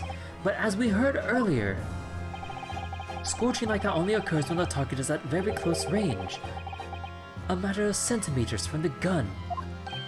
Ah, well, what are centimeters again, Counsel? Oh, right. Which means that the scorching on the candle can't possibly be the result of a gunshot. Nor suggesting that it came from the fireworks. How can that be, eh? The fact that there's such a visible scorching on the candle suggests that the fireworks must have been right next to it when they exploded. Or to put it another way, the candle and firecrackers were joined together. The culprit somehow attached the firecrackers at a point part way down the candle. After the killer had left the scene, the candle slowly burnt down along with the other two, until eventually it ignited the fuse. The fuse of the firecrackers generating a loud bang.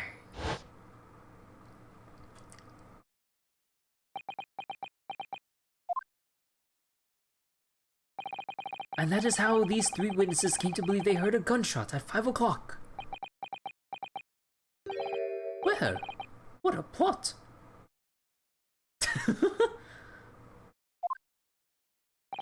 And this implies that the victim could have died earlier than we've been led to believe. The previous day, even. Now, just hold your horses. Oslotter saw the victim go into the building, remember? I couldn't forget that flame-colored hair even if I wanted to. The person you saw entering the building wasn't the victim at all.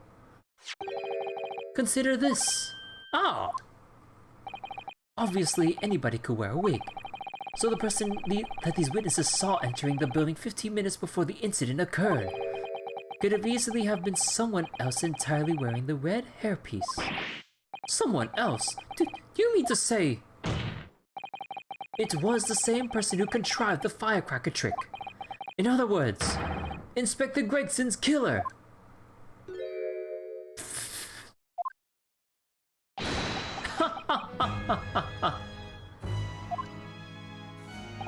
Oh, very impressive, Ryunosuke. Naruhodo. Kazuma? I'm really quite amazed you've come this far. But after all, wasn't I the one who told you that you had all the makings of a great defense lawyer? I also noted the lack of time and death in this report, a stark omission. But as far as I'm concerned, this whole country's justice system leaves a lot to be desired. What's your aim here now? Order! Order! Prosecutor Asugi, what on earth do you mean by that statement? I hear that many of the leading members of Britain's judiciary are present to observe this trial today, so we cannot allow even the slightest doubt to be overlooked. The defense's assertion about the time of death based on the victim's stopwatch is just conjecture. But, while the possibility exists that my learned friend may be correct, we have a duty to explore it. Well, certainly, I would agree with you.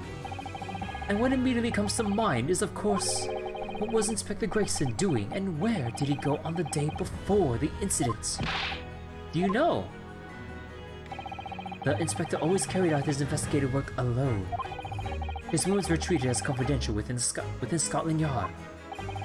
Even within the Yard. However, considering the evidence we've been presented with so far, I'd say it's fairly apparent what case the man was pursuing. I'd say it's fairly apparent what case the man was pursuing, wouldn't you, my learned friend? I do have a feeling about what case he might have been investigating. Yes, I agree. Surely. My lord, the defense believes that it can explain to the court that the case was being investigated by Inspector Gregson at the time of his death. Very well, counsel. Present your argument to the court. What evidence is suggestive of the case being investigated by the inspector?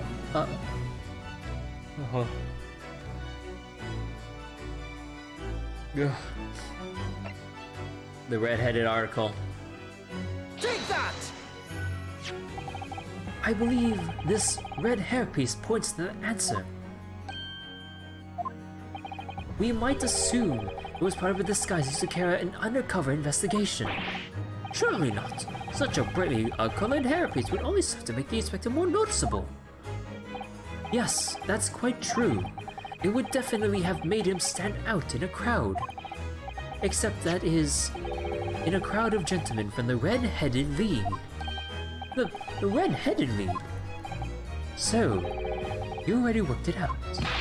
What on earth is all this about? Is this such an extraordinary league of gentlemen?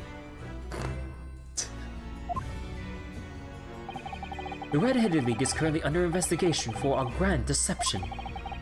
A deception of what nature, counsel? They have been targeting red-headed men all across London, tricking them out of small sums of money.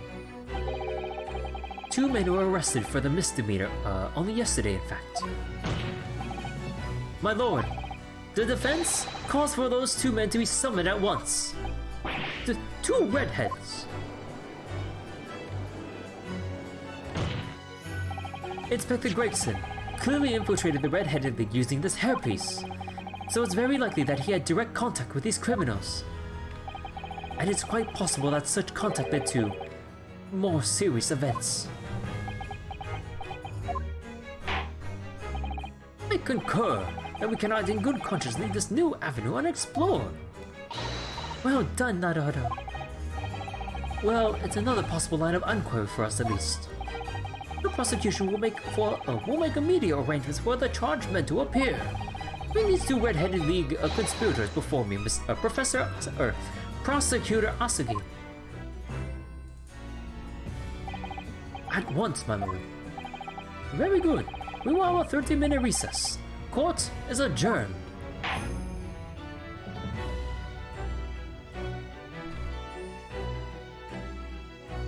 God damn. You know,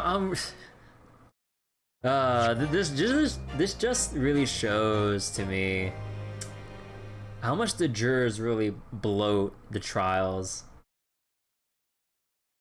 Cause like having this like very rapid back and forth between Ryunosuke and Kazuma, it like the momentum doesn't let up, and you know once like you don't get stuck for too long on certain pieces of evidence, it just keeps going, and the flow is just really quick. But then, oh my god, like, uh, I, they just really like it just really makes it apparent how much the juror system in Great Ace Attorney really sucks. Cause then you just have the like public member just go, oh, guilty. And it was like, oh, that sounds guilty enough to me for some arbitrary reason, or very rarely for some rational reason based on what they actually heard. Otherwise, just arbitrary, like, oh, he looks suspicious, and just like then you have to waste so much extra time pitting the jurors against each other to then resume the trial so you can actually get to the actual truth of the matter. But then without the jurors here, we can actually like speed things up. It's only been 2 hours since I started the stream, and we went through so much already. The jurors add so much unnecessary fluff, even though they like the whole point is to basically show us like a different country's kind of juror system. But it's just like the jurors suck.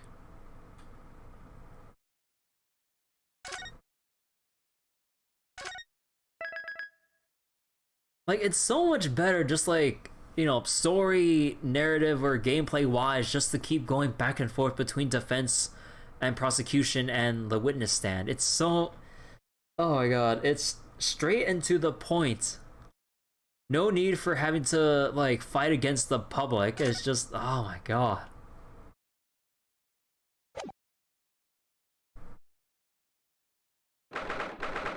It like in that regard, I definitely like case 4 the most because we don't have to deal with the freaking jury. Like, don't get me wrong, like the judicial or sorry, the yeah, the summation examination stuff, like it's a nice change of pace, but after dealing with it for basically more than a game and a half at this point, I mean they pace it out a little better with this current game, but in the first game, god, they're so fucking annoying. Because after like the first or during or after the first cross examination, the jurors just immediately go, "Oh, he's guilty." I'm just like, bro. At least the second game had the courtesy of waiting for like 3+ cross examinations to actually go, okay, now that we actually heard both sides from the prosecution and the defense and all the new information that has come up and everything, based on all this stuff, we all collectively say guilty. I mean, that I get. The first game is just, oh, one examination or mid cross examination, guilty. I'm like, god damn it, dude. Uh, this case is so much better without the jury. But also, I'm gonna take this time real quick to get myself some extra water and a quick restroom break because I did drink through like a whole bunch of soda earlier and I really gotta go. So yeah, bear back. Bear back, I gotta use the restroom.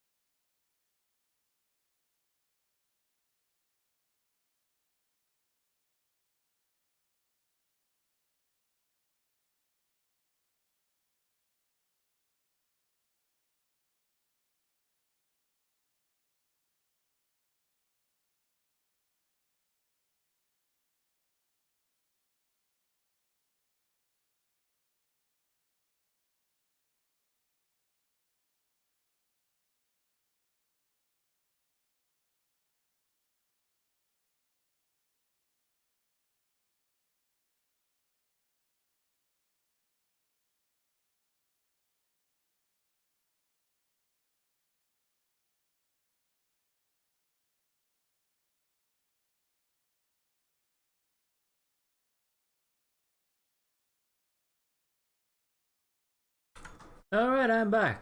Hopefully I didn't take too long.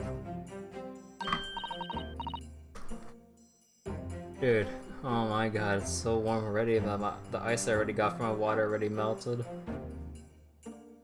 I actually just got my, like, insulated bottle and just got my cold water there so the ice can actually stay and not melt within, like, less than a few minutes. Okay. Okay. Oh, there you are, Otto. What kept you, my dear fellow? I needed a water break. Hello, Mr. Sholmes. Gina. You sure about what you said in there? That the boss, you know, actually died the day before. It's pretty hard to swallow. Yes, I was shocked by the revelation too, Gina. As was I. Possibly more shocked than both of you. It's not a competition, Mr. Sholmes. But I was more shocked than all of you, put together. That this is the autopsy report in question, is it? Yes, it's strange that there's no time of death noted. I suppose there's a simple explanation, or perhaps it was a deliberate omission. Oh dear, if it was deliberate, it puts me in the mind of the last case we worked on, and Dr. Sith. I know. Anyway, it seems that on the day before, Lord Van Zieks discovered his body. Inspector Gregson was investigating the Red-Headed League, so perhaps something happened with them. Come to think of it, you had trouble with those Leaguemen too, didn't you, Mr. Sholmes? You were taken in by the trick. No. Naturally, I wasn't taken in, as you put it. My sleuth-hound interest was merely piqued slightly by the rare scent of a weekly £4 income. And that scent masked the underlying scent of deception, I suppose. The two criminals in question are the pair we saw being arrested yesterday, aren't they? In Mr. Sholmes' suite, I mean. That's right, Susie. And it was me what took him in. Thanks to a tip-off by a good law-abiding citizen. Indeed, yours truly. So it's going to be that pair in the witness stand next, is it? Something doesn't quite make sense to me, though. The day before Inspector Gregson was found, you hadn't had trouble with the Red-Headed League yet, had you? Why would the inspector have been investigating them? Well, the likely explanation would be that Gregson's own sleuth-hound interest was piqued by the rare scent of a weekly £4 income. Don't tie him with the same brush as you, Sholmes. Yes, well, then there's the whole issue of Inspector Gregson being investigated by Lord Van Zieks for some reason. The Reaper, the Red-Headed League, Inspector Gregson, Lord Van Zieks, and Kazuma. Oh wait, hold on.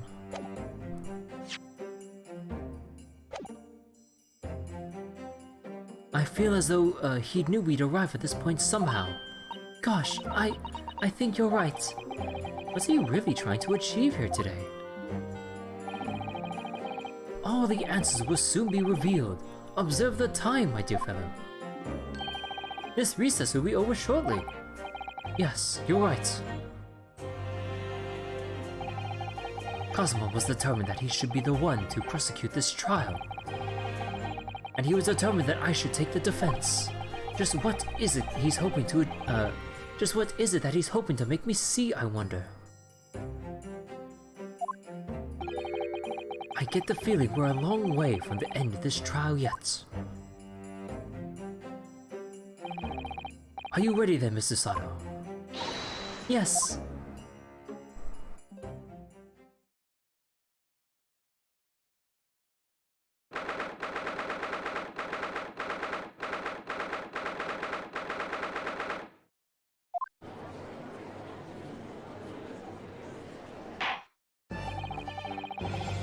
In the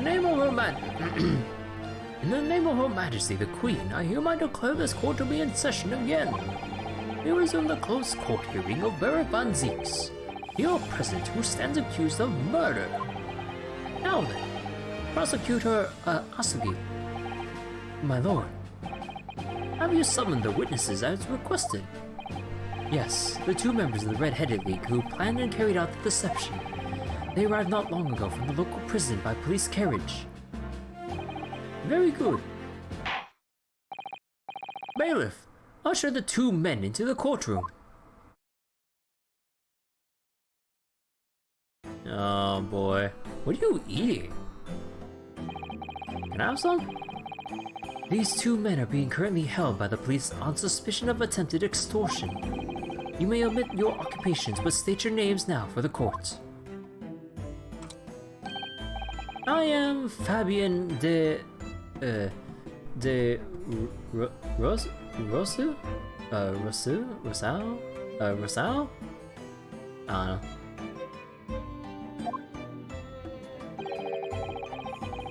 A descendant of the great wait, what was it's Russo? Okay, thank you. I really don't know French. A descendant of the great Russo family from Nice and France. Nice and France. And my name is Peppino de Rossi. Wait. Nisi? Nisian. Okay, thank you. French is hard, especially when you don't know anything about it. Is it Rossi or it's Rossi, right? I don't know. I'm the third son of the great family de Rossi, the landowners from Napoli. The two men first became acquainted at a boarding school for European nobility. Those who graduate from Temsic are the future leaders of Europe. But do you have any idea how boring it is to be born with noble blood? Lors, I am making my mission to get the better of the world by employing the little gray cells of my brain. That is all I'm trying to do, huh? Thames, I don't fucking know these names, dude. So that's the only reason for this whole grand deception you've been carrying out. Did I play Ghost Trick? Nope, I did not at all. I never owned the game. I heard good things about it.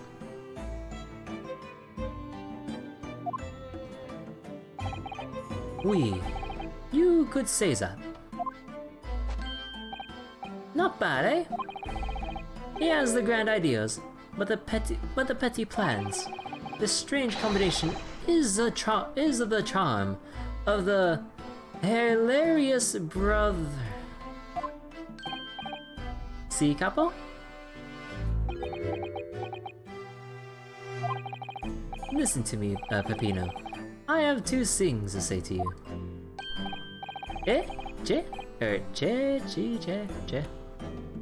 Are you about to tell me one of your grandy anecdotes? Viva. Firstly, I want you to stop calling me this Capo. Secondly, we're not the airless brothers.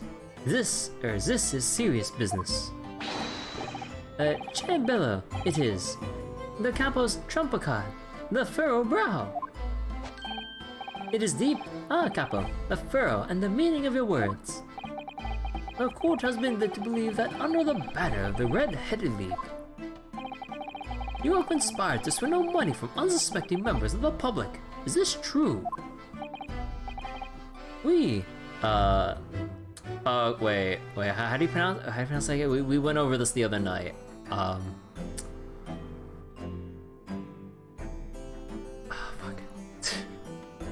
We literally went over this the other night. Holy shit, my brain, dude.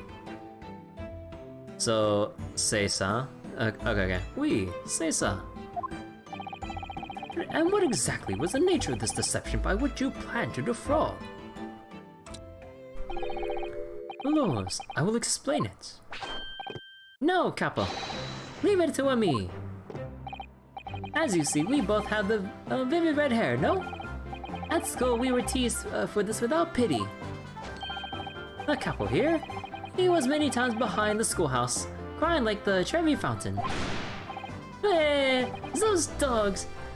One day the world will respect us redheads. Every night he would bury his head in his pillow and say bien, Pepino, enough! I will explain the rest. The first step was the newspaper advertisement. Well, about 1 week before the plan was put into operation, we listed the same notice in every paper in London.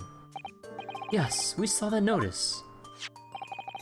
It was this one, I believe, entitled To the Red-Headed League. Oui, c'est ça. I am honored that you have seen it. It states that the only condition for joining the league is having flame-colored hair. And that if you satisfy the interview panel and are admitted into the league, you could receive a weekly income of £4. On the date specified, red-headed hopefuls gathered in droves at the park specified in the advertisement, and from each person present, this pair took an application fee of 5 shillings. And with the money to France. It was a plan most elegant, no? No, it was most dishonorable. But to be frank, I'm stunned anybody was foolish enough to be taken in by such an obvious trick. The park was described by one witness as choked with red-headed folk, like a coster's orange barrow. And the day on which all these men gathered to apply was the day before the victim was discovered. Crucially, these two men spoke face to face with every single person present that day. Oui, I have seen more red-headed people in one day than I will see in the rest of my life. See, and now, every time I see the couple's hair, I feel sick to my stomach. Anyway, why have we been summoned here today? Sorry? The date for our trial was not until tomorrow, I was told. Naturally, neither of these men have been told any details about this trial. They've only been shown this photograph. Very good.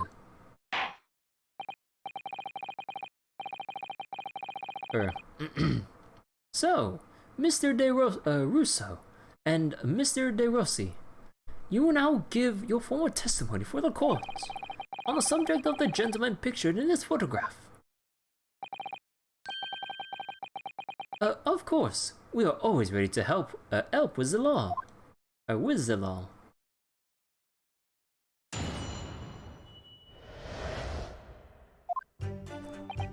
We had more than 1,000 red-headed people assemble in the park on Lime Street that day. But I don't recall the man in this photograph. Hey, Capo?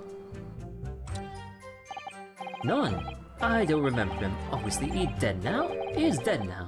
But I assure you, he was not in the park. Laura, this victim is nothing to do with us. You have a lot to answer for, Peppino. It is your fault that we got caught in the first place.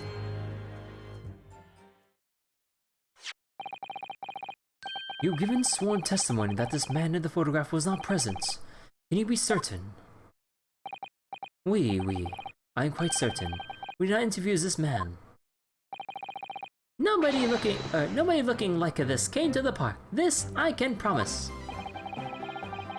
It must be noted that you have been arrested for grand deception, however. Accordingly, this court has little confidence in your assurances.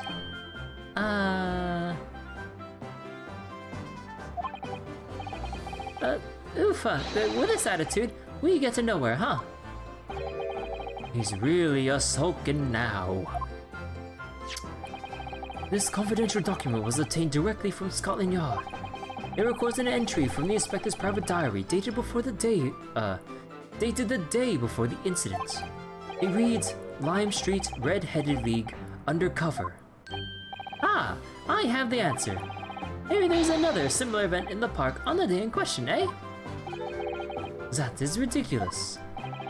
There's no question that Inspector Gregson was investigating the Red-Headed League, which means it's quite possible that's when he was killed. Very well.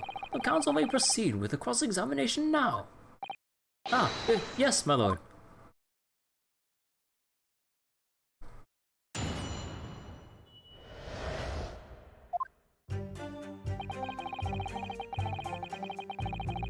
Hold it!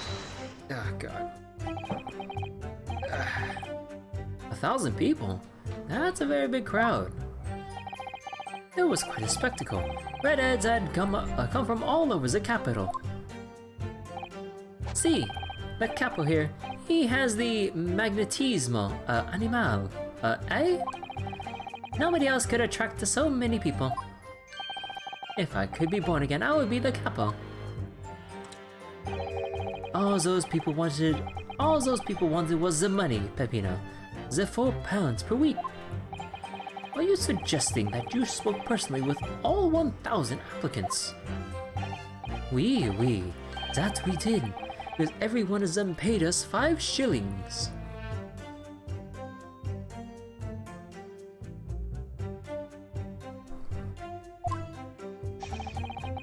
We take their names and we take their money, and we take their addresses as well. Then I tell them we take some days to let them know by a post.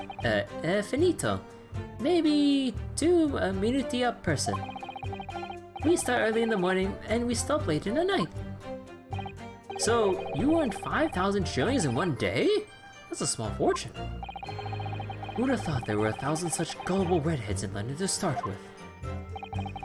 One of whom was a great detective with chemically altered hair. I don't recall the man in this photograph, eh, Capo? Hold it!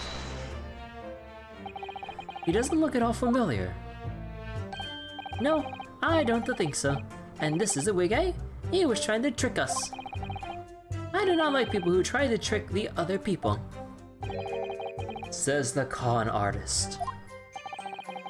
If between them, they interviewed 1,000 people with red hair, it would be unreasonable to expect them to remember every face.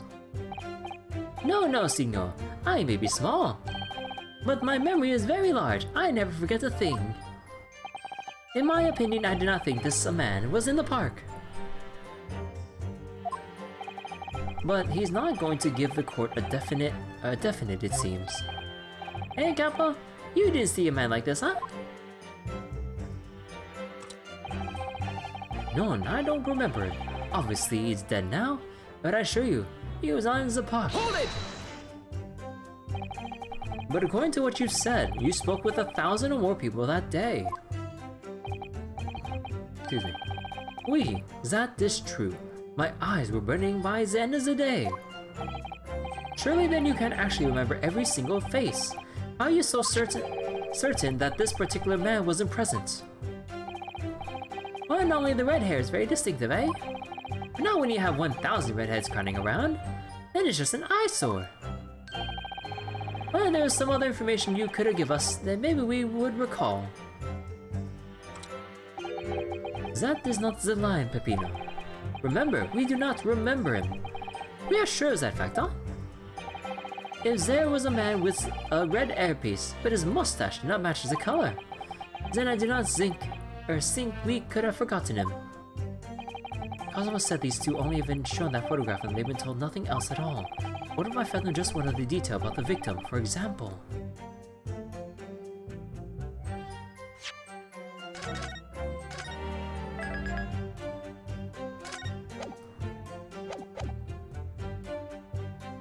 Is fish and chips. I can certainly appreciate just knowing the man had red hair wouldn't help you remember this situation, wouldn't help you remember in this situation. What if I told you that the man was always munching on a packet of fish and chips? Do you remember a man who was eating incessantly? Not really. I was looking only at the heads of the applicants. I wouldn't notice the fish and chips any more than the caviar and smoked salmon. Or spaghetti. Me, I love the spaghetti. Damn it. Really, I had no idea. Tell them again what you said before, Peppino. Si, Capo, si. I say it again and again. Damn it. Hold it!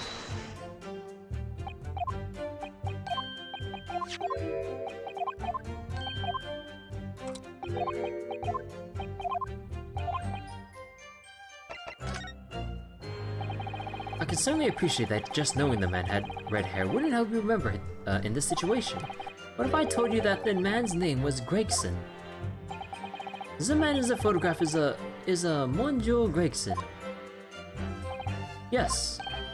Names, they are boring. I did not to listen to any of them. Oh. It was not a real interview, huh? It was just for our show. Why would I remember the names? That's right. This changes nothing. The man in the photograph was not there. As I've already said.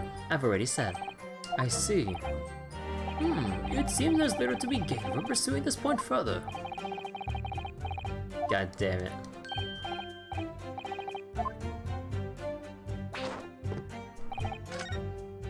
Hold it! Hold it.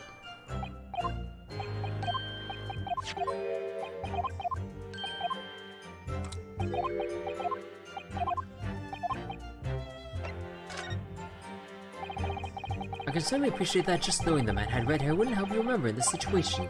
What if I told you that the man in the red hairpiece was actually a detective?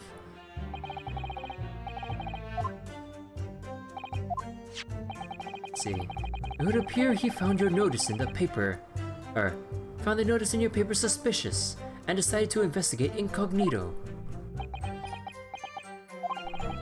Sorry, but this changes nothing. Excuse me! Excuse me. Something to add, Mr. De Rossi.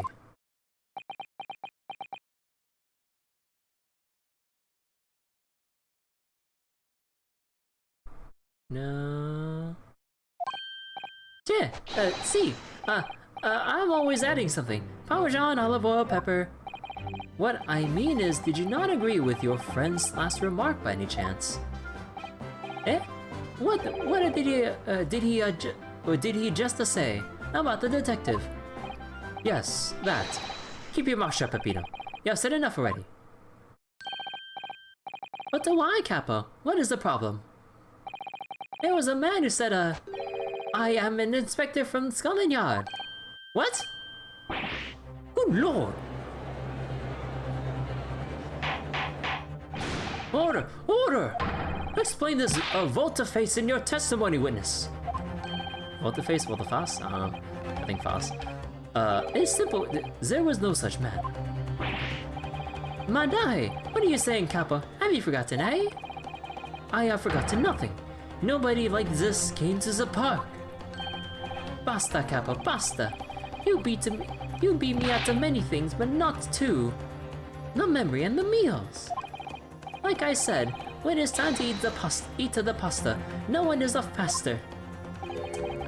But you are inferior to me in every other way, so shut up! Objection!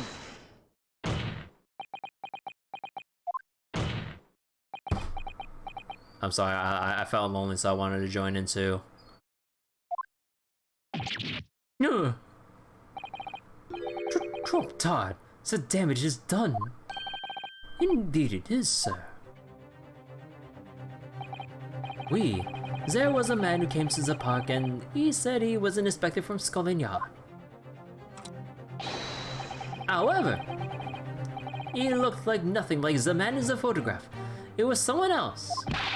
How can you be sure? Because, to start with, the face was completely different. See, it's true, the man who came was a younger. His face was clean-shaven, his eyes were sadder, his chin was thinner.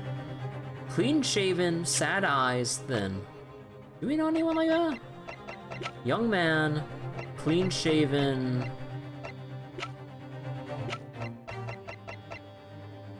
Nah. And with...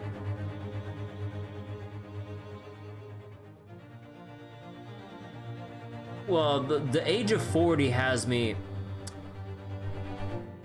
thinking, but then clean-shaven, thin, sad eyes.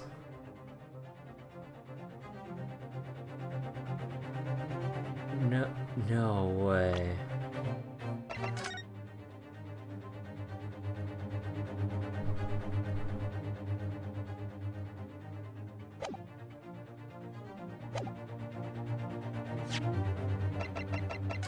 And the photograph.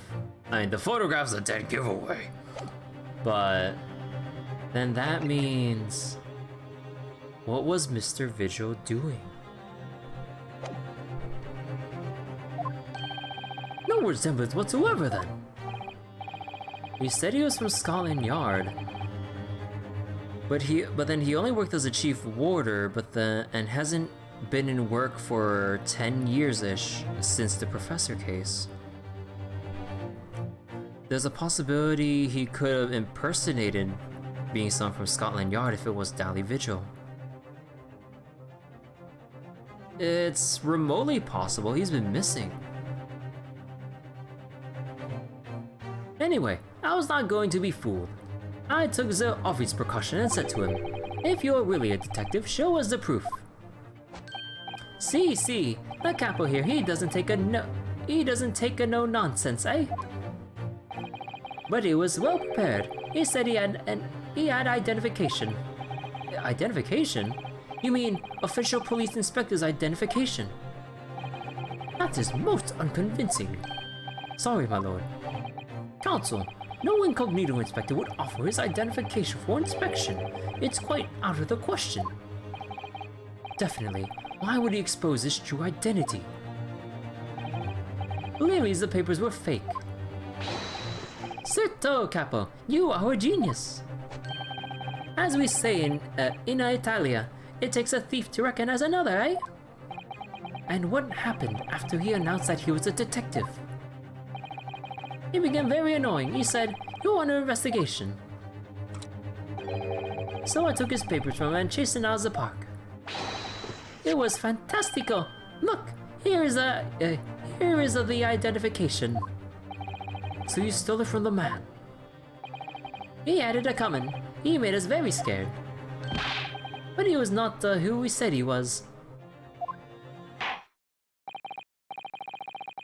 Indeed, the person described does not appear to have behaved as a true inspector would. However, I believe it will be prudent for these identification papers to be entered into evidence. But I like them.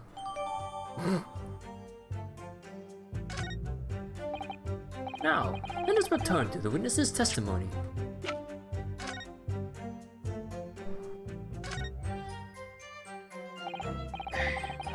Well, I suppose we should see what this inspector's identification looks like inside.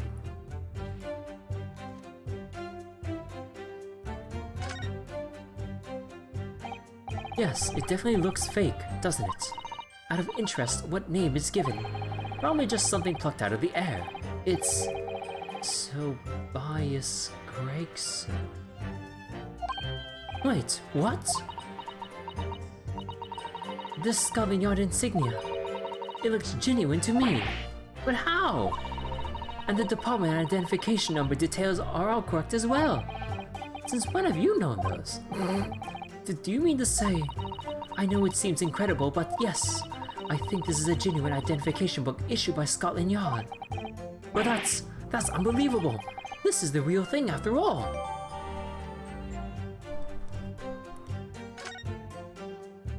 Well, shit.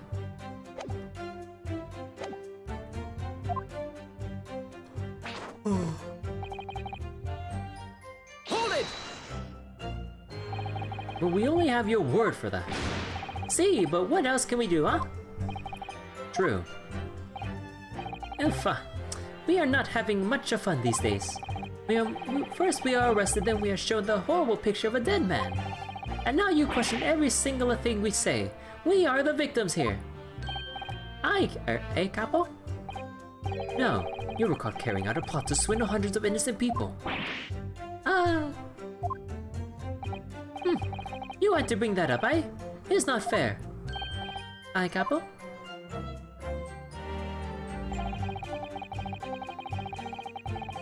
Hold it! What do you mean by that? Cavolo, you promised not to say, Capo? After we had taken all the monies that day, we should have left the country. That was my plan. I loves the purchasing of the tickets for the ferry to Dunkirk. Dunkirk to my companion here. But he bought them for the wrong day. Oops. See, but it's an easy mistake to make, huh? The 31st. Oof, I have no sympathy for you. Were we an all day late for the boat? We were an all day late for the boat because of your stupidity. And it's only because of this that the so-called great red-headed detective caught us. Capo, you know what I think? This is the work of God. It's a holy punishment, eh? Peppino, for the last time. This is not holy punishment. This is only your fault. Ah. Don't blame God for your unholy mistakes. You're mistaking me sick with anger. Or you're making me sick with anger. Maybe I make a mistake, but when it's time to eat the pasta, no one is a faster. What? Oh my god, what the fuck am I reading sometimes there? And I've seen the evidence. They haven't told us much we didn't already know. What do you think, Mr. Naruhodo? Well, if it was in the inspector's diary, it seems like that he must have gone to Line Street that day. And yet these two both claim they didn't see him. I had to say, they don't appear to be telling lies. Well, they are experts in deception, don't forget. Sounding plausible is their specialty. They may be lying simply to avoid being implicated in this case as well. Surely if they were truly experts in deception, they wouldn't have been caught. Well, yes, you do have a point there. It seems to me we need more information. Definitely. We have more than 1,000 red-headed people.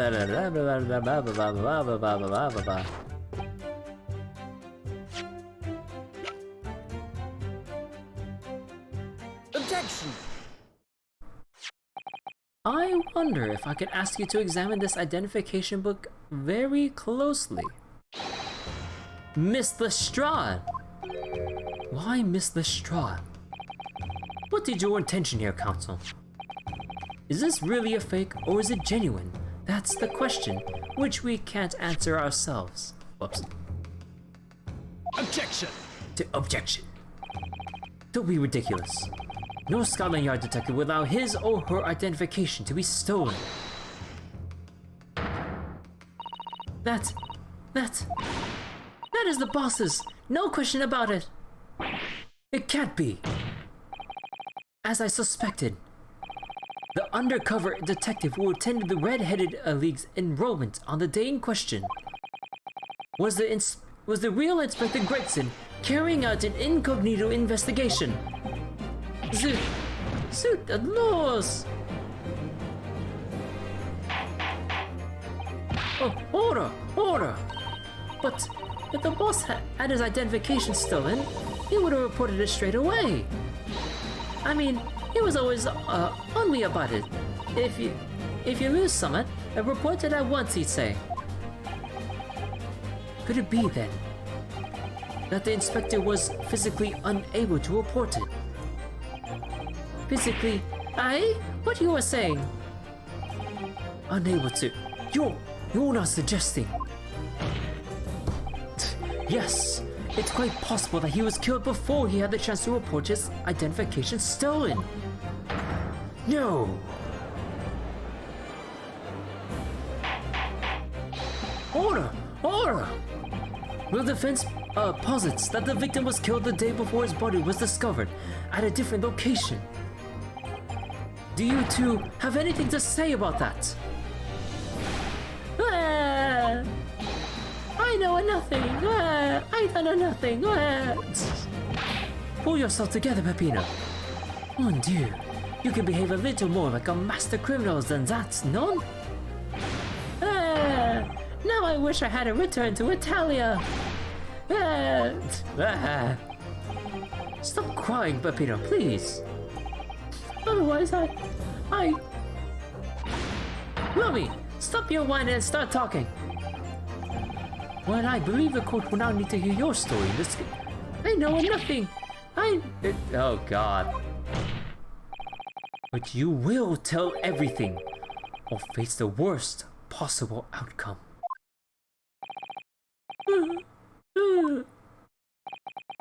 You will dry your eyes and testify again about these identification papers and the precise circumstances under which you came by them. Oh, crying out loud.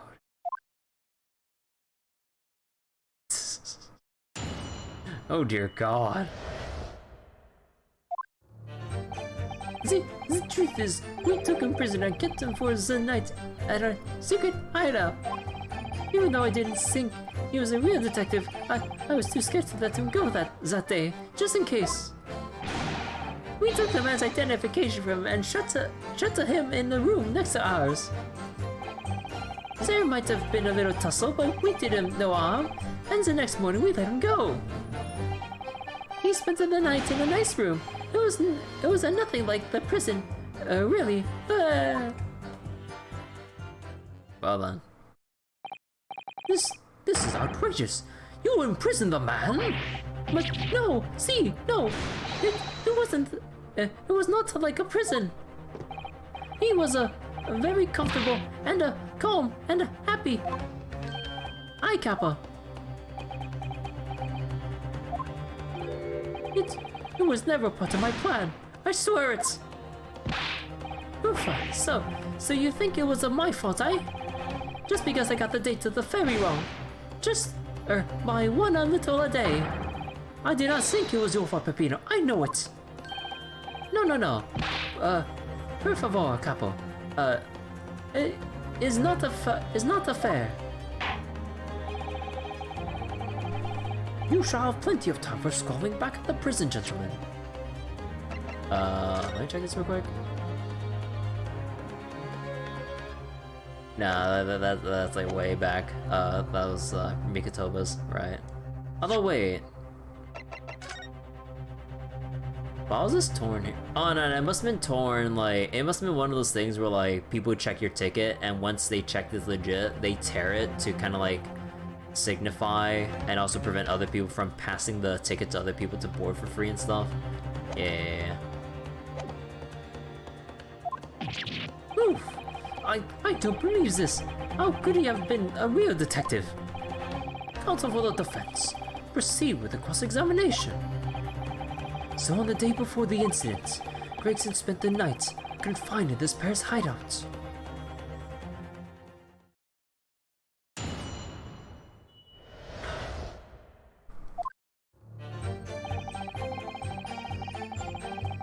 Hold it! Do you realize what you're saying? You have to believe me. I never intended for that to happen. And I'm sure the detective did not intend it either. Do you think? But there was nothing I could do. See, nothing else. This wasn't the first crime for the capo. He was at the end of his wits. I have told you before, Peppino, that is not the way to describe a criminal mastermind. What about this hideout of yours? An old empty house behind the park on Lime Street. We rented the place for 2 days. It was an inspired idea by the capo here. An impulsive idea, I would say. No, not impulsive, inspired. Hey, capo. Yeah, okay, hold on, let me mute the mic.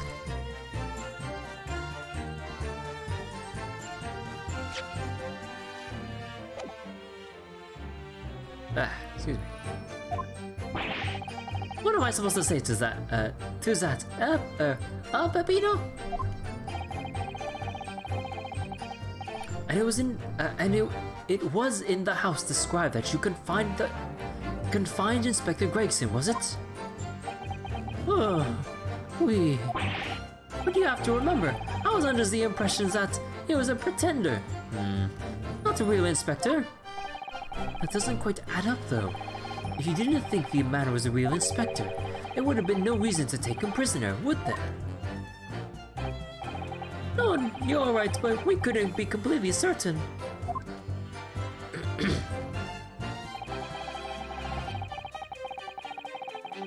Hold it! Too scared? Why? Because! Why did we come, why he comes to the park? We didn't, why did he come to the park? We didn't know. There was a chance that he had seen through my plan. And if that wasn't the case, he would go straight to the police station to blow the whistle on us. Even if he was just feigning to be an inspector, he was up to no good, huh? Without a doubter. Without a doubter? I think most people would agree that it's you two who were up to no good. Well, see, you may be right. Eh, Capo? The point is, we were not able to escape from England immediately. That is why we had no choice but to take the man prisoner. What I don't understand is why the inspector felt the need to show you his identification in the first place. See, I asked myself the same question. We were writing down the names and addresses of all the people who we took 5 shillings from that day. And we've forgotten what name he said, but the address, it startled me. See, address Scotland Yard, Homicide Division, he said. What? He probably didn't like your face, Peppino. Anyway, I was not rude. I just politely asked him why he had said it. And that's when he started to say he was an inspector. Not long afterwards, he took his identification. What was Inspector Grayson playing at? Tell the court what happened next. You took him back to your hideout, you said. See, we did her. Oh god, hold on. My posture's really bad right now. We took the man's identification from him and shut him in the room next to ours. Whoops. Hold on. Hold it!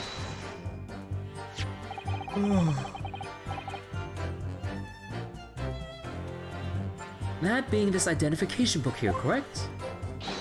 See, that isn't the one. What made you believe that it was a forgery? I never seen a real one, of course. But he was so suspicious, this the man. Allora, I was thinking, must be false, eh, Capo? It's just as Peppino has said. We were convinced it was not genuine. And so together the hilarious brothers, we took the man captive. All we did was shove him inside a locked room. Then we made the preparations to transport all the money. In for a penny, in for a pound. Hold it! What do you mean by a little tussle exactly? Proof. It was nothing. Just a minor incident. The fossil inspector, it was a real piece of the work. Eh, Capo? What happened? Oof, it was a disaster. We gave him a night's room. What does he do, huh? In the middle of the night, he tries to escape through a ventilator. Can you blame him? We chased him, bien sûr, and we caught him again. Can you all blame us? Wait, you didn't shoot the man in your haste, did you? So, what do you think we are? Of course not. I simply caught hold of him again and took. You're really enjoying that last bite, aren't you? Excuse me. Mr. De Rossi, is something wrong? I? Me? Something, Mr. De Russo, just said seemed to make you, well, it seemed to make you act even more stranger than usual. What was that all about? Cavolo, at times like that, you don't want to have the capo after you, believe me. I speak from personal experience. Experienza. Personal experience? That is enough, Peppino. There is no more to say here. The truth is, the night before we put the red-headed league plan to action, I was scared. It was not fair to the couple, but I tried to run away. It's a shame you didn't manage it. But the couple here, he came after me like a the turbine, huh? And he dragged me back to the house, kicking and screaming. I still have the bruises to prove it, eh, Capo? Bruises, you say?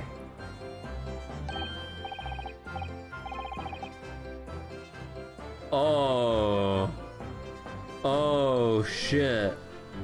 That's the same one. Wait, oh shit.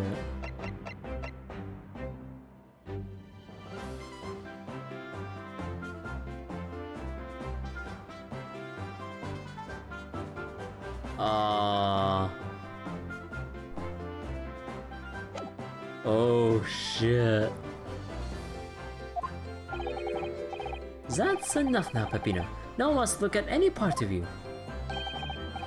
What did you do, huh? I show you, or I don't. I show you, or I don't. You do! Now! Laura, if everybody wants to see, then I do it. Echo!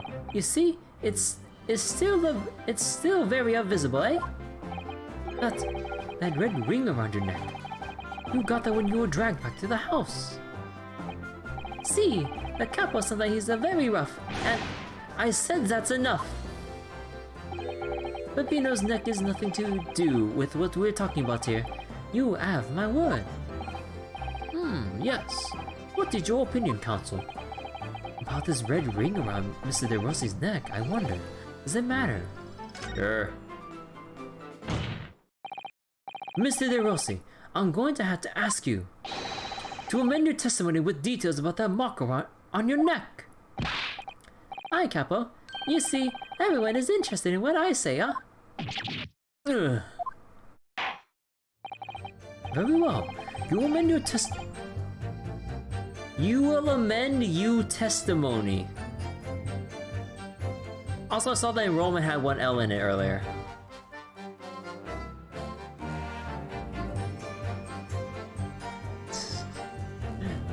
You will amend your testimony as requested, Mr. De Rossi. See, if he really wanted to know.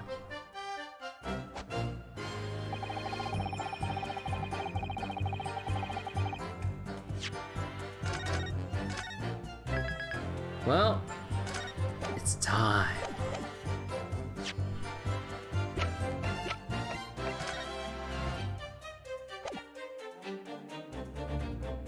Objection! So the day before his body was discovered, Inspector Gregson was taken prisoner while working incognito. No, it was not like that. It was hardly a prison.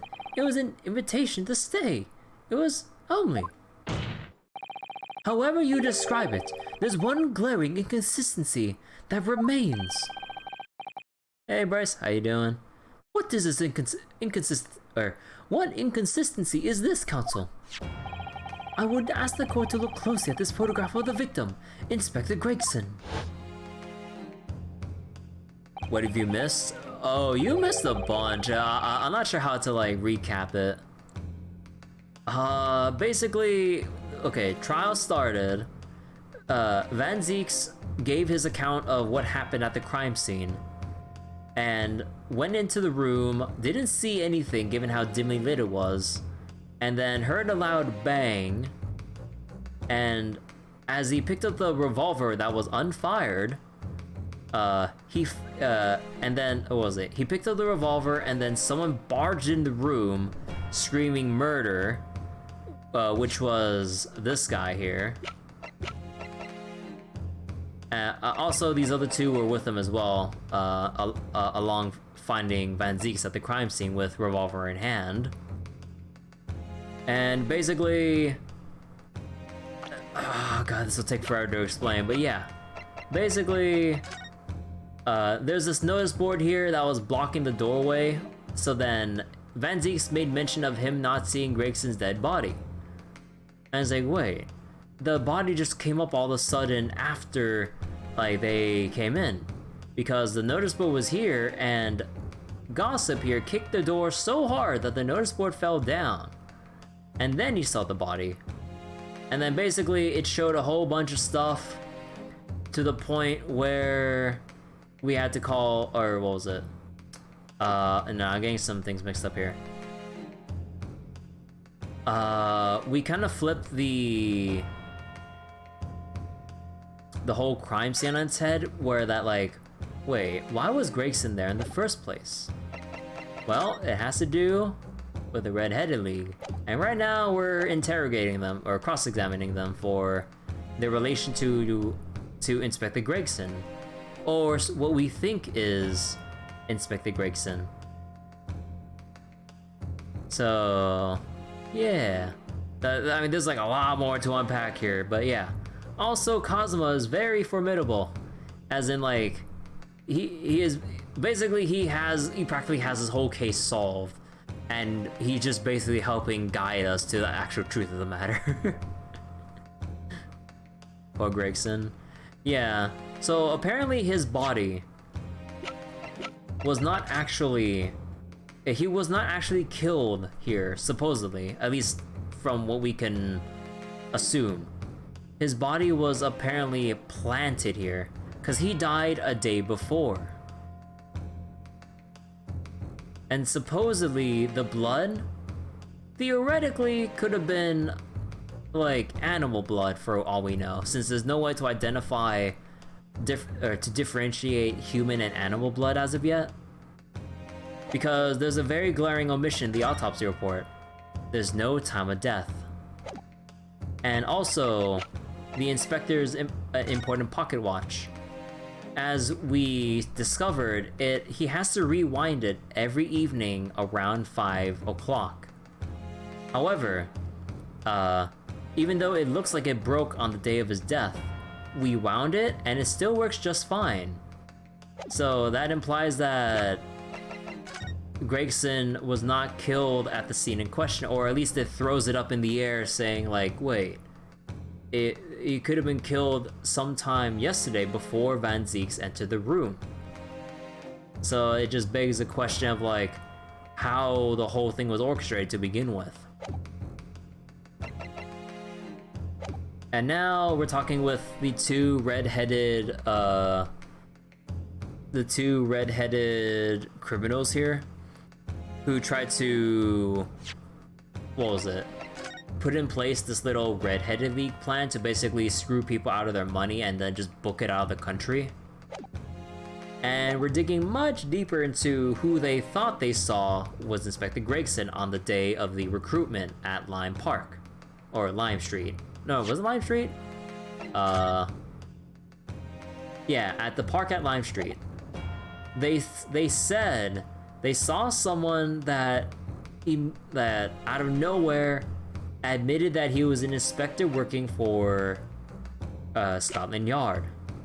But that doesn't make sense, because why would any reasonable inspector in disguise outright just say, hey, I'm an inspector from Scotland Yard, and Gina proved without a doubt this is Gregson's identification card. But then that also begs the question, who lifted this from him? Because actually, wait, was there something here I didn't see? No, never mind. But yeah, because what was it? We pointed out that the young boy De Rossi had a red ring around his neck showing that Mr. Russo basically firmly held or had a firm grip on his neck, and he did the exact same thing to Mr. Gregson supposedly, and here we are right now.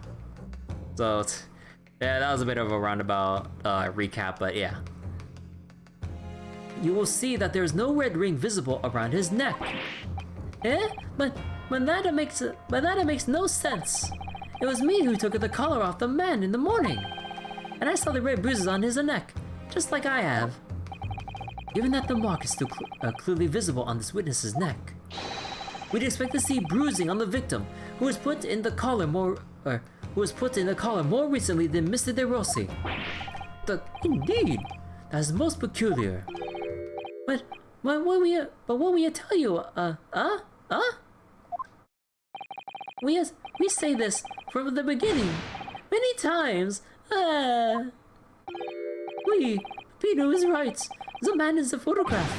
He is somewhat different to the man we held captives at night.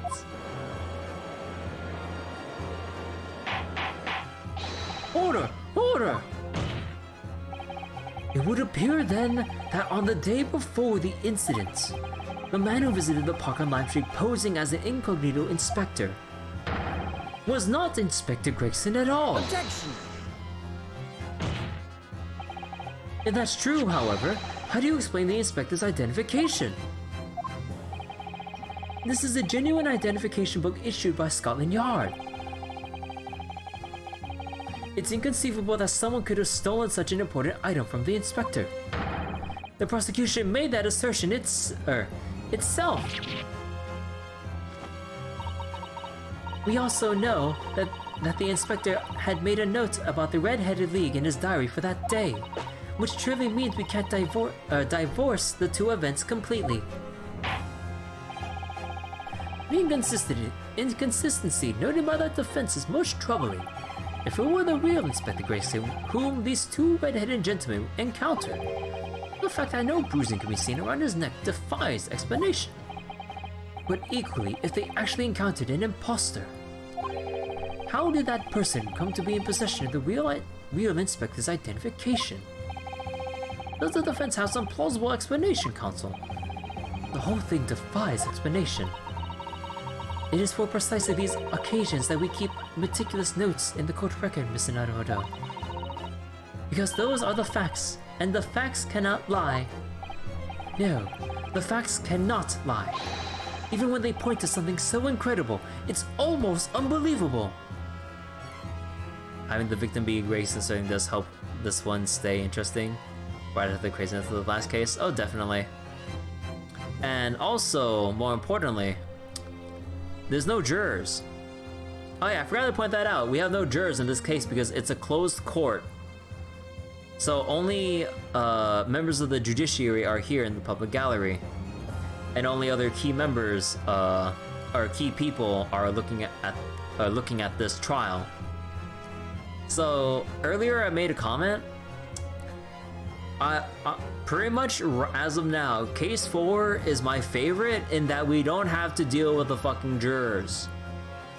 Because compared to the first game, they added so much fluff. Because like before you get anywhere, they immediately go guilty and then you have to go to the summation examination and then you can start proceeding again. In this game, they're a little bit better about the pacing. So after we actually go through some cross-examinations, then they go, okay, after we actually get information, now our consensus is guilty. Finally. But here, the momentum, like, just keeps rolling because we don't have the jurors interjecting at the worst possible times. At least case 3 had the jurors be actually helpful. Oh yeah, that was nice. But here, like, I just want to go from, like, trial start to trial finish. I don't want, like, to have to go over these summation examination hurdles to the point where it's just like, oh, come on. To the point where they just shut down the prosecution. Oh, yeah. Anyways. Well, my lord, the true identity of the person who turned up in the park for the Red-Headed League's enrollment is revealed by information in the court record, I believe. Good gracious. Very tantalizing, Mr. Naruhodo. So why don't you help us all to see whatever truth it is that you've apparently seen? Who exactly was this inspector that appeared before Mr. Russo and Mr. De Rossi? An imposter. Though it seems incredible, I admit, the undeniable facts point to only one thing. Since no bruising can be seen on the victim's neck, The person who these two red-headed men took prisoner that day cannot have been Inspector Gregson.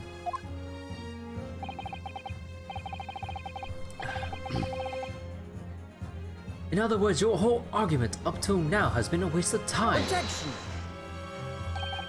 On the contrary, I haven't finished. What? There's no bruising on the victim's neck. So the question immediately posed next is, who exactly was the man in the park on Lime Street found to be carrying Inspector Grayson's identification? See, that's alright. We tell the same story every time. Whoever this man was, the Kappa dragged him from a pillar to a post with a dog collar. Dog collar? Oh, do Peppino, I told you, I was not so harsh as you say, huh? So, who was that the falso inspector, eh? Who was he? Clearly the defense has an idea about that. About the true identity of the man who these two imprisoned that night. I must ask the counsel for defense to elaborate post-haste. Who did the witnesses encounter in the park posing as Inspector Gregson? Take that! Goodness me, isn't that one of the witnesses who was in the stand in this very courtroom earlier today? A nameless man whose only occupation appears to be peddling hearsay to passers-by. Objection! Objection. What on earth would the street celly be doing with a police inspector's identification papers? Witnesses, is this the man or not?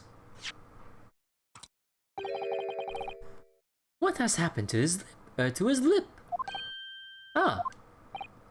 See, this the man is not for the red-headed guy. He's looking for the twisted lip league, no? Perhaps rather making such a rash claim next time, you should bite your lip instead. It seems improbable, yes, but one undeniable fact remains. During his testimony earlier, I noted something around the man's neck, a red ring of bruising. Eh? What? Look at the mugshot. The defense demands that Mr. Gossip be brought back to the stand. Rabble. Order! Order! Bailiff! Bring the aforementioned witness back into the courtroom. Immediately!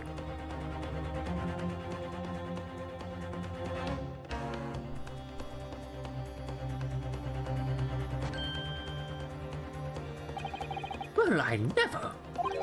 Oh, God, my voice is cracking so fucking much. I apologize for all the past voice cracking, but I can't help it. I'm not a professional here.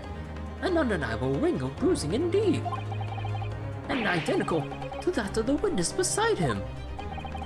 Now what's going on here, eh? I always had this me. It's a birthmark, isn't it? A birthmark, you say? I assure the reason you've been called to the stand has been explained to you. Somewhat about an inspector again. But I'm telling you, you've got it all wrong as usual. You're denying all knowledge of it. Well, of course I am. Are you trying to kill me with all this nonsense, eh? Well, at least you'll have more stories to peddle back on Fresno Street, won't you? Now, we're going to need you to testify again. And you, Mr. Russo, and Mr. De Rossi, I'm sure you'll cooperate, won't you? Do we have any choice? We are in a bigger trouble, eh, Capo? That's quite enough dilatory chatter. Proceed with the testimony. Dude. I'm gonna need more water. The man who claimed to be an inspector that day was definitely not this man. He's right, see? You think we would have forget these grand lips, huh? I would never leave Fresno Street, alright? I have no interest in any red-headed league. I'm all alone in the world, me. I have no kinfolk or nothing. Why would I be involved in something like that? Just look at me, eh? Does it look like I could carry off a disguise with a face like this?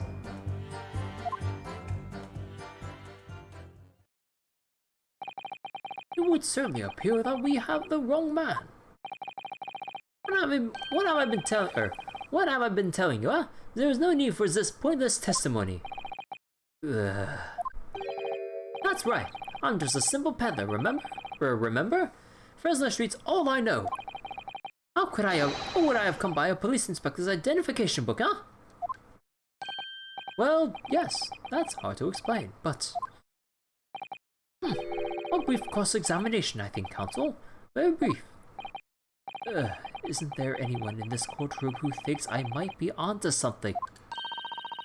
I stand steadfastly at your side always, Mr. Naruto. Kazuma? You can vouch for a bro, right? No?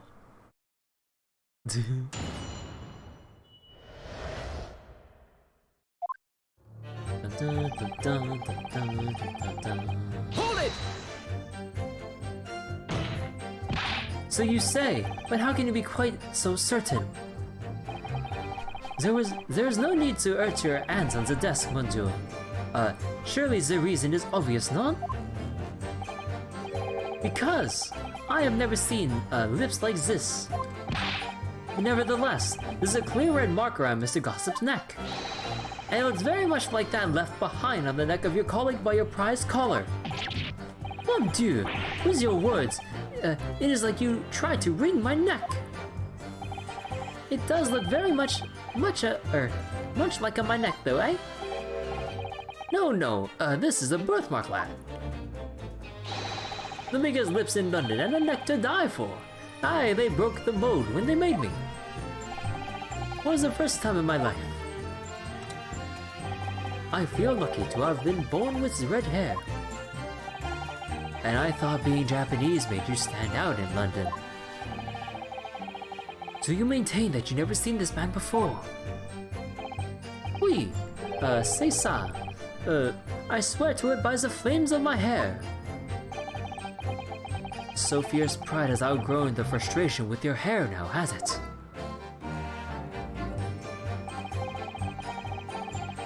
Hold it! Well, yes. I don't imagine I'll forget those lips in a hurry either. That is what I am saying. For some reason it makes me wanna eat. How did Fabian call it? An eclair. You know, I've never seen the hair as black as yours before either. Likewise, I never seen red hair like yours until I came to Britain. See, maybe it is a national trait, huh? Maybe all people from this man's country have the grand lips. No, lad, I was born right here on Fresno Street, and I never left. Oof, that is the problem, see? So you definitely didn't go to the park on Lion Street that day, Mr. Gossip. Now how many times do you want me to say it, eh? I never leave Fresno Street, alright? I have no interest in any red-headed lead. Oh, whoops.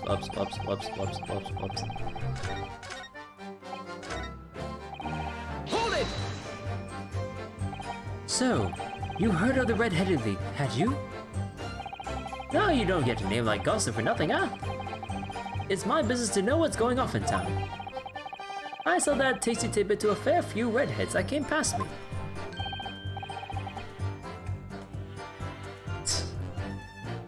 Just between us, I even got Sandwich to cough off for it. Well, he does have a very red nose, if that counts. So right now, it sounds like we need to disprove the claim of him never leaving the street. Pretty much, that's pretty obvious. Who knows? But as you can see, my own hair's not got a hint of red on it, or in it. In any case, Fresno Street's my patch. You won't catch me Is that so? Ooh, you won't catch me siding off to some other part of town. No, sir, not likely. Is that so? Excuse me! Mr. De Russo. Ooh. Oui. Can I help you? Did Mr. Gossip's words just now lead you to remember something relevant, perhaps? It was the other day when I was looking for a place near the park. A small house or something. to be the headquarters of your red-headed league, yes. I visited the housing agent on Lime Street, and there I saw him. This man was paying money to the agent. What? Huh? Mr. Gossip with a housing agent? He had some kind of contract with his and, in his hand, and they were clearly discussing terms. No, you were mistaken, chum. I never left Fresno Street, me. Well, like I said before, you were mistaking me for someone else. Someone with the same face. No, the cop was right. I remember it too. He wasn't paying the man with the banknotes. With notes? Like I said, that wasn't me. I was curious why the man with the dirty clothes had so much money. So I looked at the name on the papers. And what name was written? Mr. Gossip. No, this the man, he lies. He tells you that he has no name. But in fact, his name is Hugh Boone, huh? Ooh.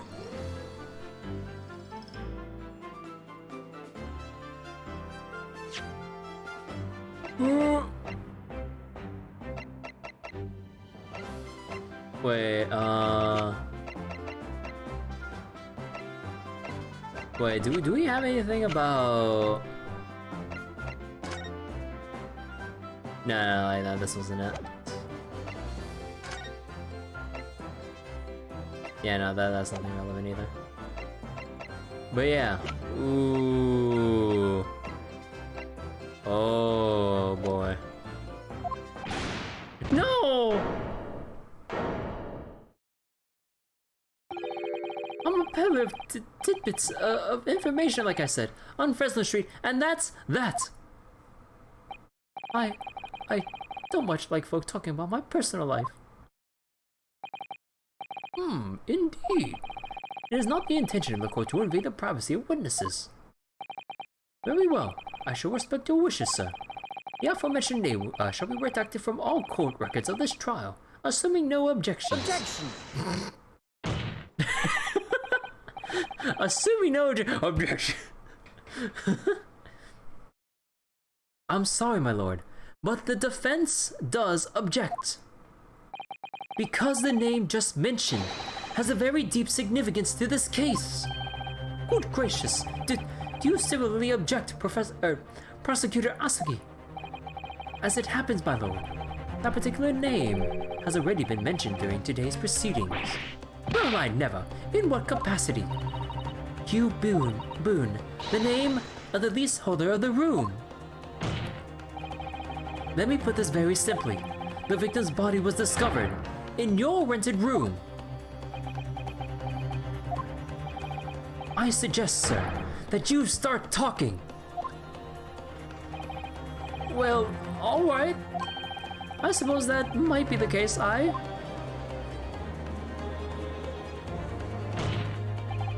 So your real name is Hugh Boone. Pressure from both sides, uh-huh. Well, just between us, I don't like to blow my own trumpet, but there's no finer peddler tidbits in town. So I happen to be able to afford a grubby little room in a falling down backstreet townhouse. You do? And once every 6 months I go and pay the rent to the agent on Lime Street. I remember now. There were 2 vulgar redheads in there at the last time. If either of us is the vulgar, it is not to me. Think again, Peppino. Why didn't you bring this up before? It's like I told you already. I don't like talking about my personal life. I'm a tidbit peddler as far as everyone else is concerned, no fuss. Except for when you're committing perjury.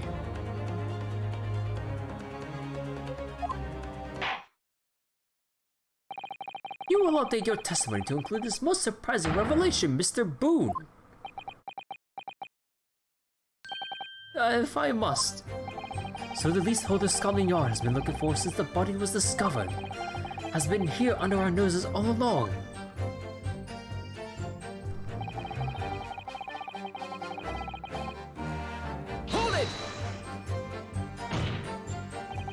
So, you live in that room, presumably, do you? No, I don't live there. What do you think? There's no bed, is there? Just a desk. Then, why would you want to rent it?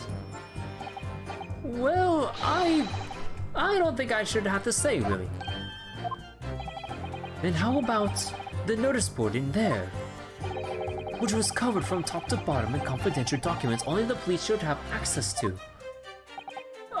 No, that board's not mine. The inspector must have brought it along.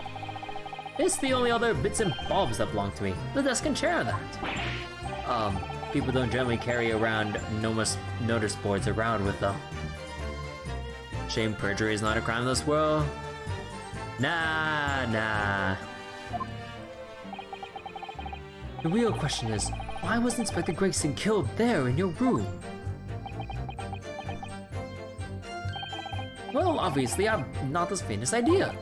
I mean, it's caused me to no end of bother, to be honest. It seems to me that Mr. Boone would rather as little is known about his room as possible, for some reason. Yes, it does come across that way. And more importantly, knowing that the scene of the crime is actually his room completely changes things. In particular, there's one part of his testimony that's really bothering me now. That's how I'm finally going to undo this man.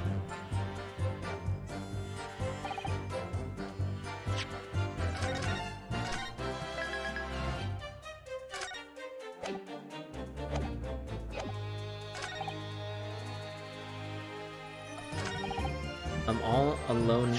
Okay, wait, hold on. Let me look at all the evidence again.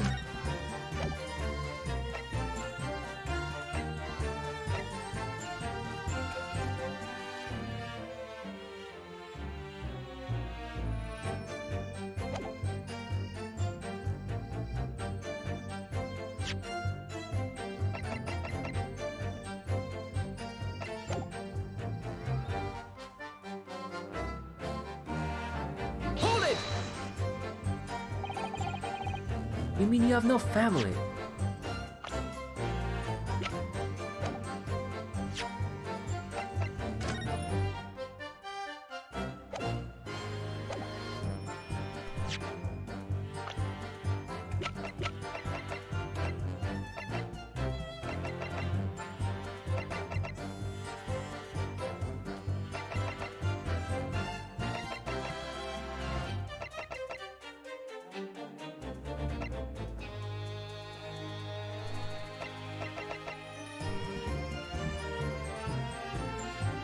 No.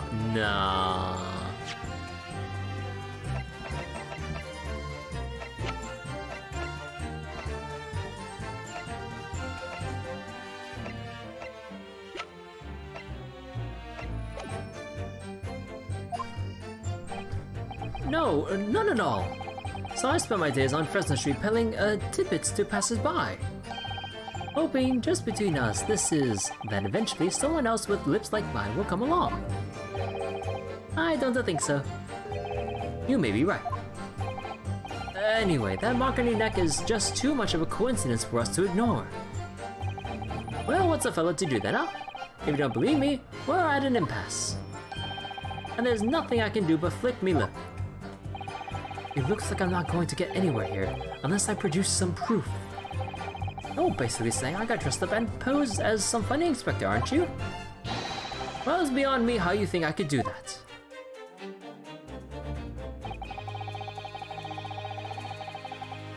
Hold it! Maybe you could, say, with a mustache or a beard to cover that lip. Aye, perhaps. But if I was going to stick some fake facial hair to cover up this fine specimen, I'd end up looking like his lordship over there, wouldn't I?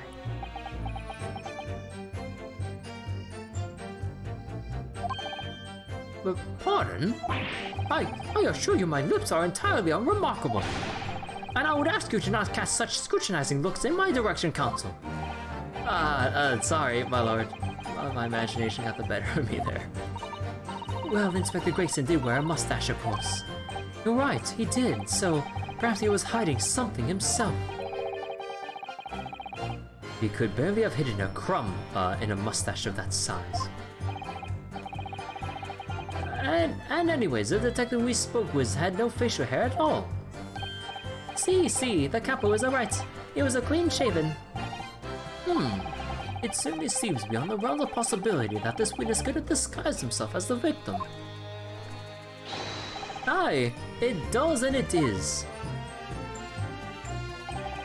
That's the extent of their testimony, is it? What's your feeling, Mr. Naruto? Well, what Mr. Boone says is undeniable. It would be all but impossible to hide those lips with any form of disguise. Perhaps, yes, but nevertheless, the mark around his neck is equally undeniable. And it's identical to the one that Mr. De Rossi suffered. Yes, that's true. But why does this whole disguise idea just keep playing on my mind?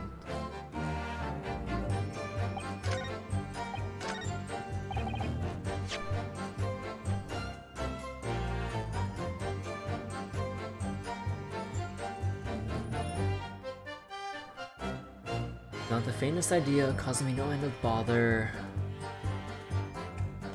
Knowing the scene of the crime is actually his room changes things, and there's one part of his testimony that's really bothering me now. You know what? I'll just toss it out there. I'll just toss it out there. I can't help but keep thinking this. Objection! Yeah, it's obvious as day. If you have no kinfolk, as you put it, then explain why is it that among the sparse furnishings, we found this photograph in the room. I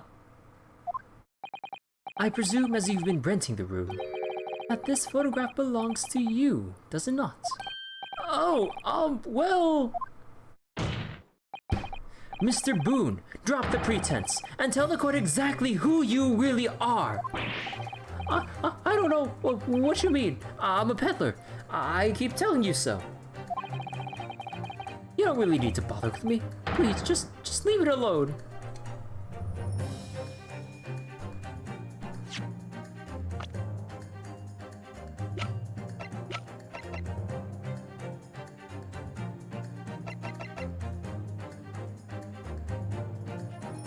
No, it's only missing for... They said he only went missing for a day, so then... Okay. That has to be only one thing then. As the man says, leave it alone. Whatever the truth about this man's life, it has no bearing on this case. Because it's simply not possible that he impersonated, Inspector Gregson. Objection! How can you be so sure? Just look at the man. No amount of disguise could ever hide those unmissable features. Objection!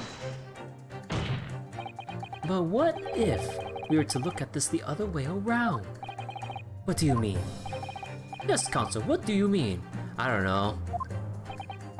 Well, there's no denying that Mr. Boone's lip is very prominent indeed. But consider the possibility that his prominent lip itself is part of an elaborate disguise.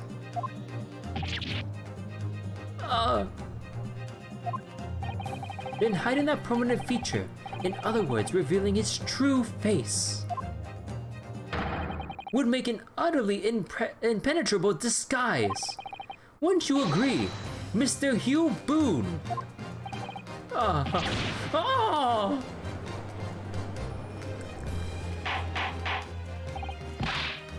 Good witness! Are you still hiding the truth from this court?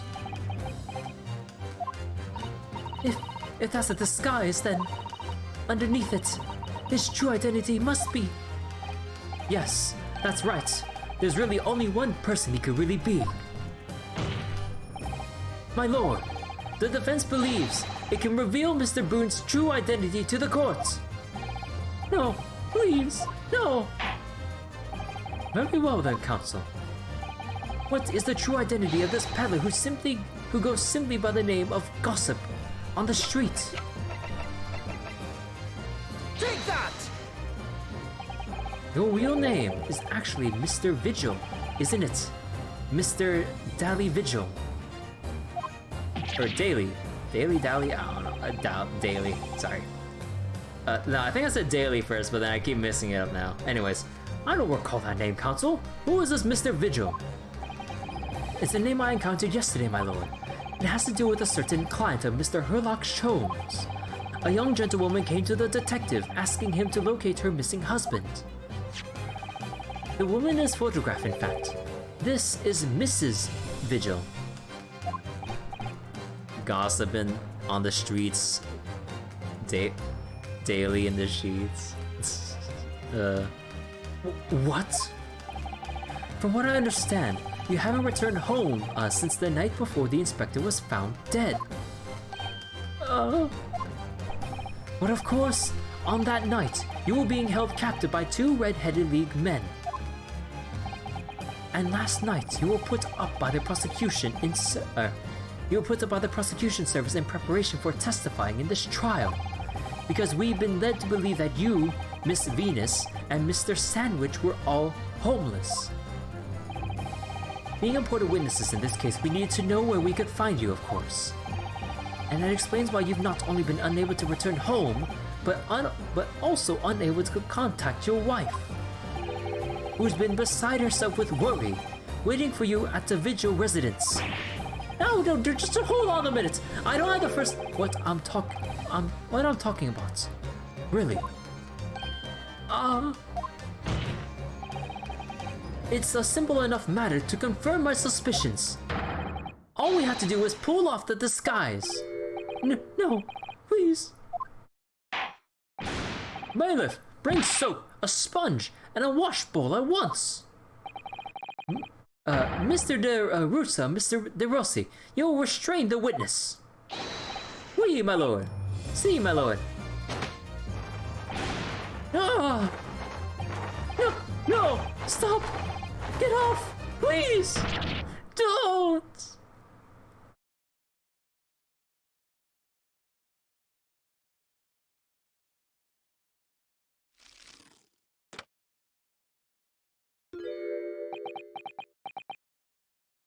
Well.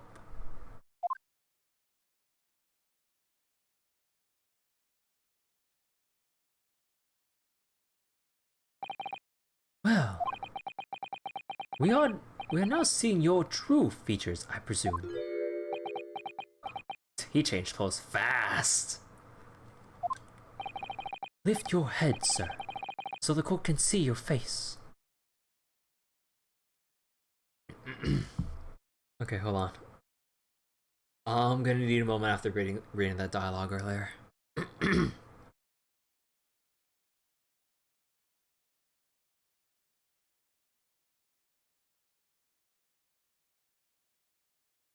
Oh, okay, I might have to take a night off from Great Ace Attorney 2 tomorrow night. Holy shit.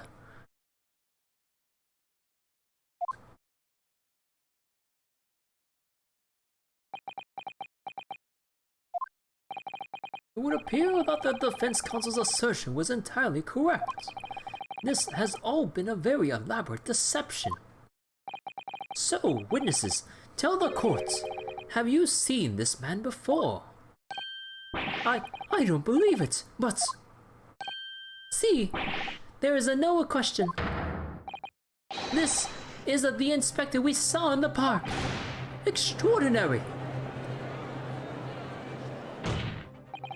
On the day of the Red-Headed League enrollment, the man claiming to be Inspector Grayson who appeared before Mr. De Russo and Mr. De Rossi in the park was you disguised as the inspector, or rather, was you posing as the inspector in no disguise at all? Mr. Vigil was formerly employed as a chief warder at Barclay Prison. The chief warder? Then your career had promise. Why? You would quite possibly have become the future governor of the prison. What on earth could you have been, what on earth have you been doing peddling, tittle-tattle on Fresno streets? Well, it's been 10 years since Mr. Vigil worked at the prison. 10 years. I'm really dreadfully sorry about all of this. Yes, it's true. I am Daily Vigil. Or Daily Vigil. And you were the chief warder at Barclay Prison 10 years ago. So where did Mr. Hugh Boone come from? Boone is the other me. It's a name I invented. Well, evidently, there's a great deal under the surface here. I'll explain everything. I'll tell you just how wretched my life has become.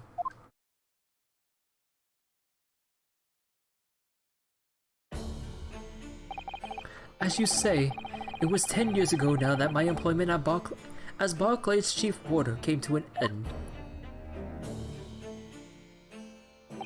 Having left the prison service, I searched for some new occupation by which to earn a wage.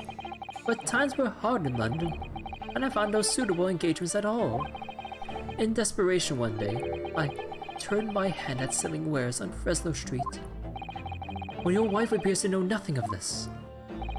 She still maintains that you are the chief warder at Barclay Prison. I was utterly determined that my wife should not know my own failings, or of my failings, which is why I've never told her. I opened an account at the bank under the name of Hugh Boone, and I rented the cheapest room I could find on Fresno Street. The scene of the very crime we're investigating. Yes, that's right.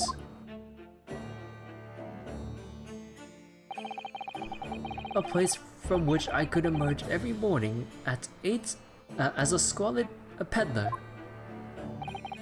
and transform myself back every evening at 5 into a well-dressed man about town before returning home.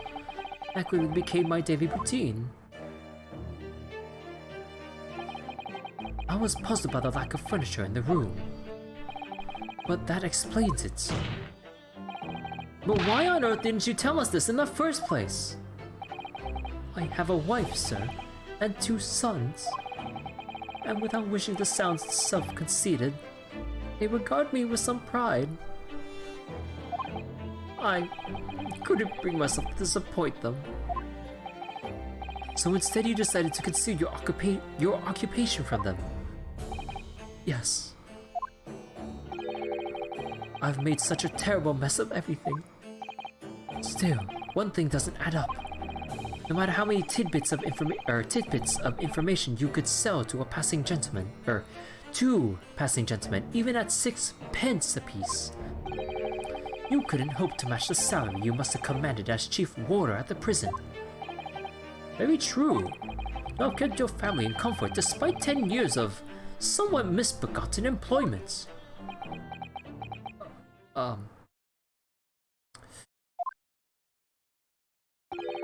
That was all thanks to Inspector Gregson. Oh, what? Inspector Gregson? What on earth? It was some years after I invented Boone and begun my other life as a street seller. The inspector, that is, recognized me one day. Do you mean to say the victim was an acquaintance of yours? I knew her from my time working at the prison. When he saw what I'd become, he was deeply troubled for me and my family. And from that day forward, he visited me on Fresno Street with increasing regularity. Then one day, he asked me if I could carry out a secret assignment for him. Oh. A secret? Well, what was it? I was to impersonate the inspector. What? Impersonate him? We always met in that little room so the inspector could brief me. Visit Orxie's tomorrow and visit Orxie's tomorrow and take a statement from the proprietress. There was always something along those lines. Surveillance work, interviewing people on those occasions. He would lend me his identification so people would believe who I was. My instructions were to make an impression, to let people know that Inspector Gregson had been at work. And for those services, He compensated me financially. A Scotland Yard inspector willingly relinquished his identification into your care with intent to deceive. That, as I'm sure I need not point out, is a very serious criminal offense. But why? What was the point of you impersonating him? I truthfully do not know. All I can say is that the inspector warned me on numerous occasions.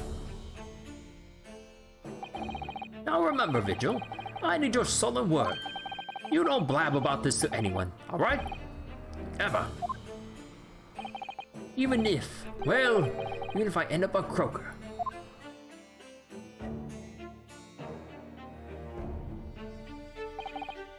In time, he started to bring papers with him to the room as well. It became something of a second office for him. So, in fact, the person who declared himself to be Inspector Gregson at the park on Lime Street was really... Yes, it was me, acting on the inspector's orders. As usual, I removed my boon disguise, and then went as instructed to the park, armed with the inspector's identification book. It never occurred to me that the bruise on my neck might give me away.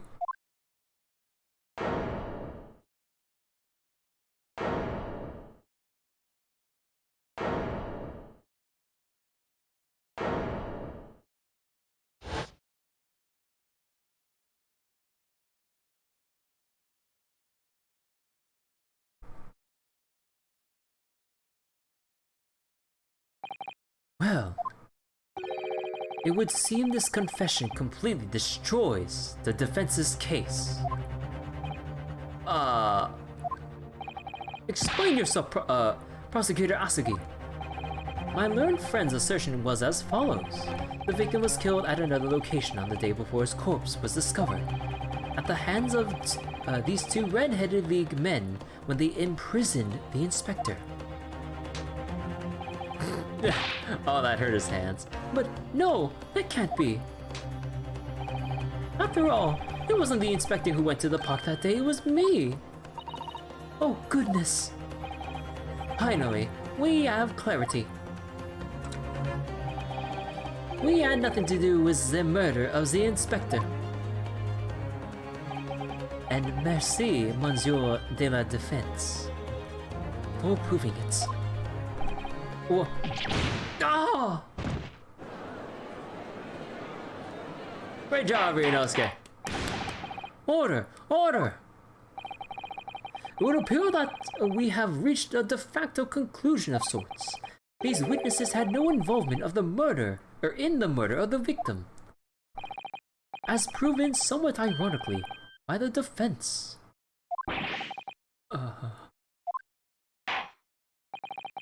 I hereby call an end to the cross-examination.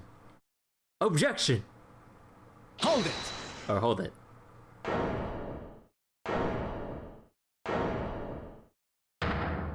Yeah. Pardon me, my lord, but with your permission, I would like to pose one further question to the witness. Kazuma? What question, counsel? It concerns the events of 10 years ago. I believe you would have been present at the very significant execution that was carried out at the time. 10 years ago. The execution of the professor, Genshin Asugi. I want to know exactly what your involvement was. Oh, answer me, man. One moment, counsel. Is this related to the current case? Maybe. Naturally. It is the prosecution's belief that this case and the events of 10 years ago are inextricably linked. Does the defense concur, counsel? Kazuma, you're not yourself. You're not as calm and collected as usual. Oh, Kazuma-sama, no wonder he's acting this way. Mr. Vigil's memories of what happened 10 years ago would tell the tale of Genshin Asugi's last moments. His own father. I know. I do understand that, but even so... Prosecutor Asugi. Do you genuinely believe that this question requires an answer in order to learn the truth behind Inspector Gregson's death? I need you to trust me. Please. Very well. Then the defense has no objection. I see. In that case, you will answer the question, witness.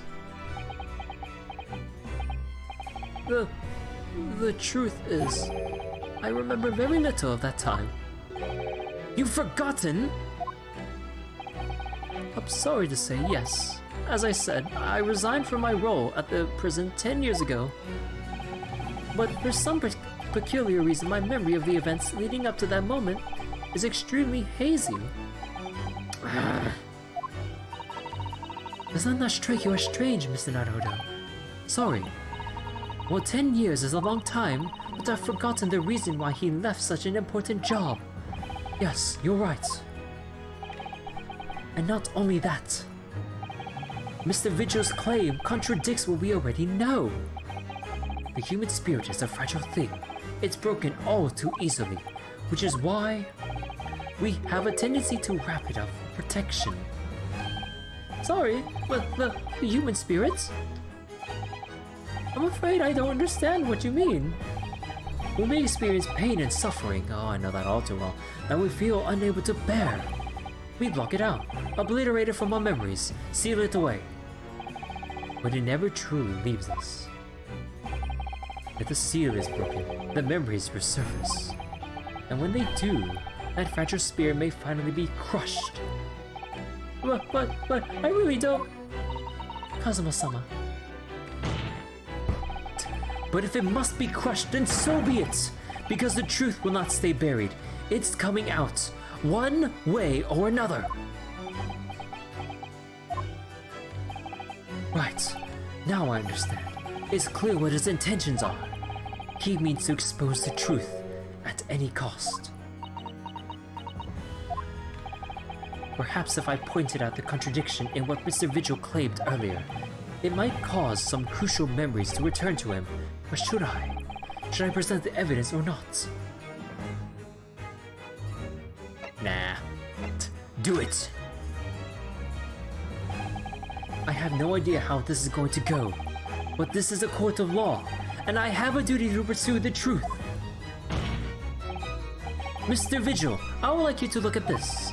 Evidence that clearly contradicts your version of events. Take that!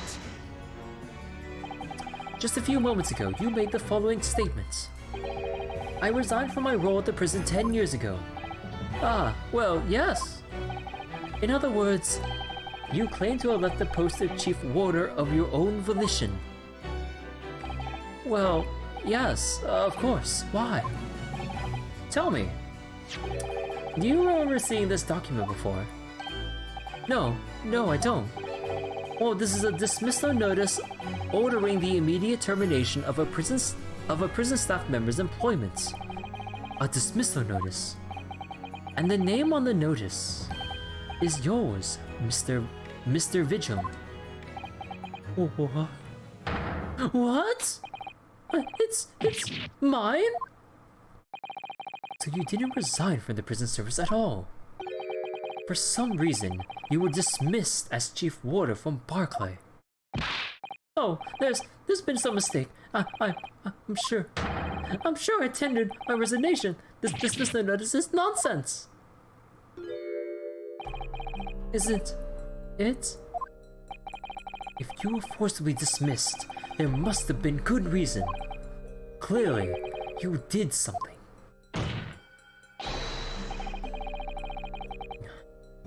Mr. Vigil, it's time to break the seal and have you remember.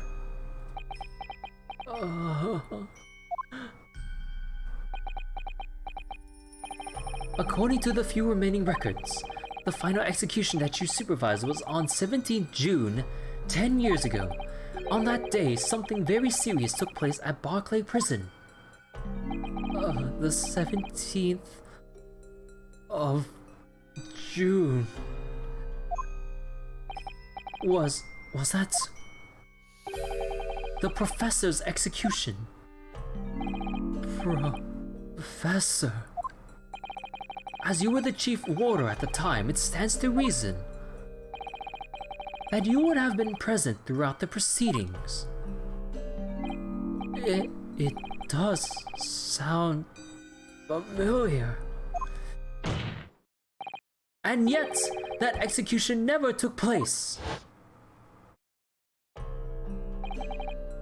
The convict, ostensibly executed earlier that day, later re-emerged from his grave. The convict came back to life? In the cemetery in the middle of the night, there was a witness. However, the witness claims that a moment after he saw the convict clambering out of his grave, a gunshot rang out from over his shoulder, and the bullet pierced the professor's chest, killing him instantly.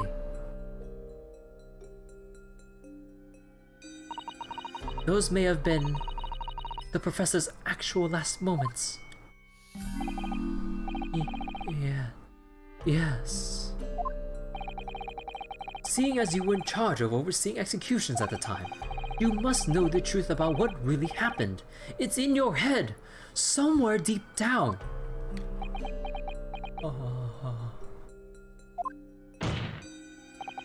Well, Chief Warder, Daily Vigil. I know there are memories in your head that can explain what happened on 17 June 10 years ago. And now it's time for you to drag them up.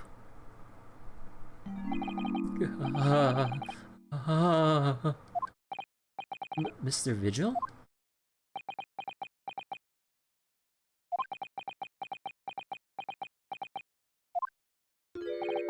Yes. The whole prison. It was complete chaos. Chaos. The prisoner escaped. He was killed in a cemetery. And the shocking news ripped through Barclay like a hurricane. What? What?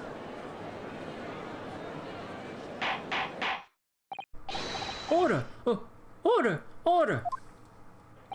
Do you mean to say, Mr. Vigil, that your memories of the time have returned? Not like this. My head, it's like some floodgates have been opened. The images, the screams.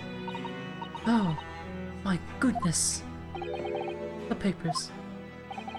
There were reports, articles about a man who'd seen a ghost. Yes, Enoch Drebber. What? Surely those reports were exaggerated. There were traces at the scene.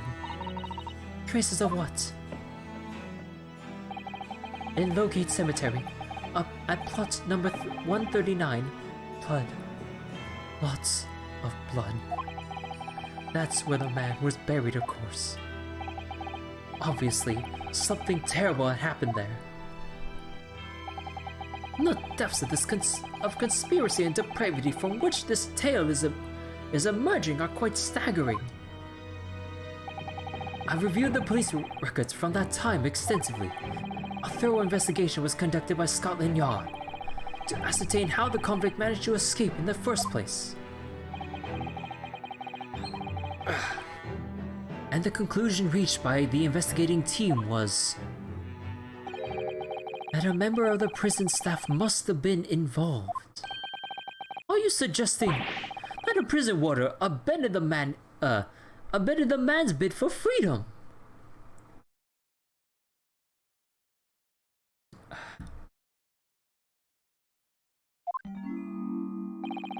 Yes. And I was suspected of doing it. Of using that mass murderer's execution as a way to help him escape. You did what? I remember now. The horror of it all is coming back to me. One evening, a few days after the execution, some detectives came to the prison. I was called to the governor's office at the top of the watchtower.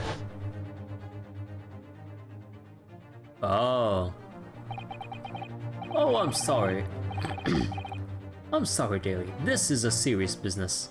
I can help you, no? As Chief Warder, you were responsible for overseeing the execution of 4, eh?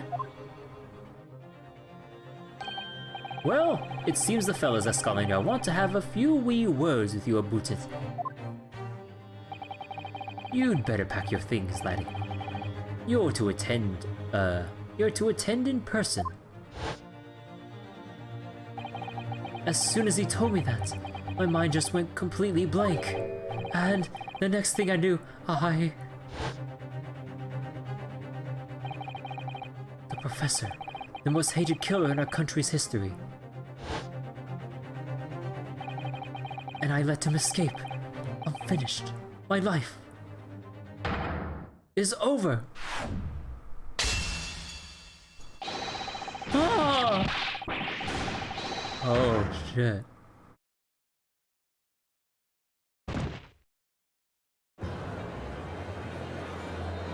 Oh, damn, he jumped. Order! Order! Bailiff! Fetch your doctor at once! Court is adjourned for today with immediate effect! So, with Mr. Vigil's collapse, proceedings came to an abrupt end for the day. Once again overshadowed by the legacy of that notorious killer, appearing like a cursed ghost ship on a foggy ocean. Lord Van Zeeks, Mr. Vigil, Kazuma, and Gregson. All of them bound by invisible chains anchored to the same wreckage in the murky depths of the past. God, I just love these vivid descriptions and stuff. But the miraculous light that had been trying to cut through the gloom and shine on those tragic events was playing on the edges of the truth at last. God, I just love these voice moments here. God damn. The dude was so distraught from having helped the professor. He jumped out the window. Holy shit. God damn.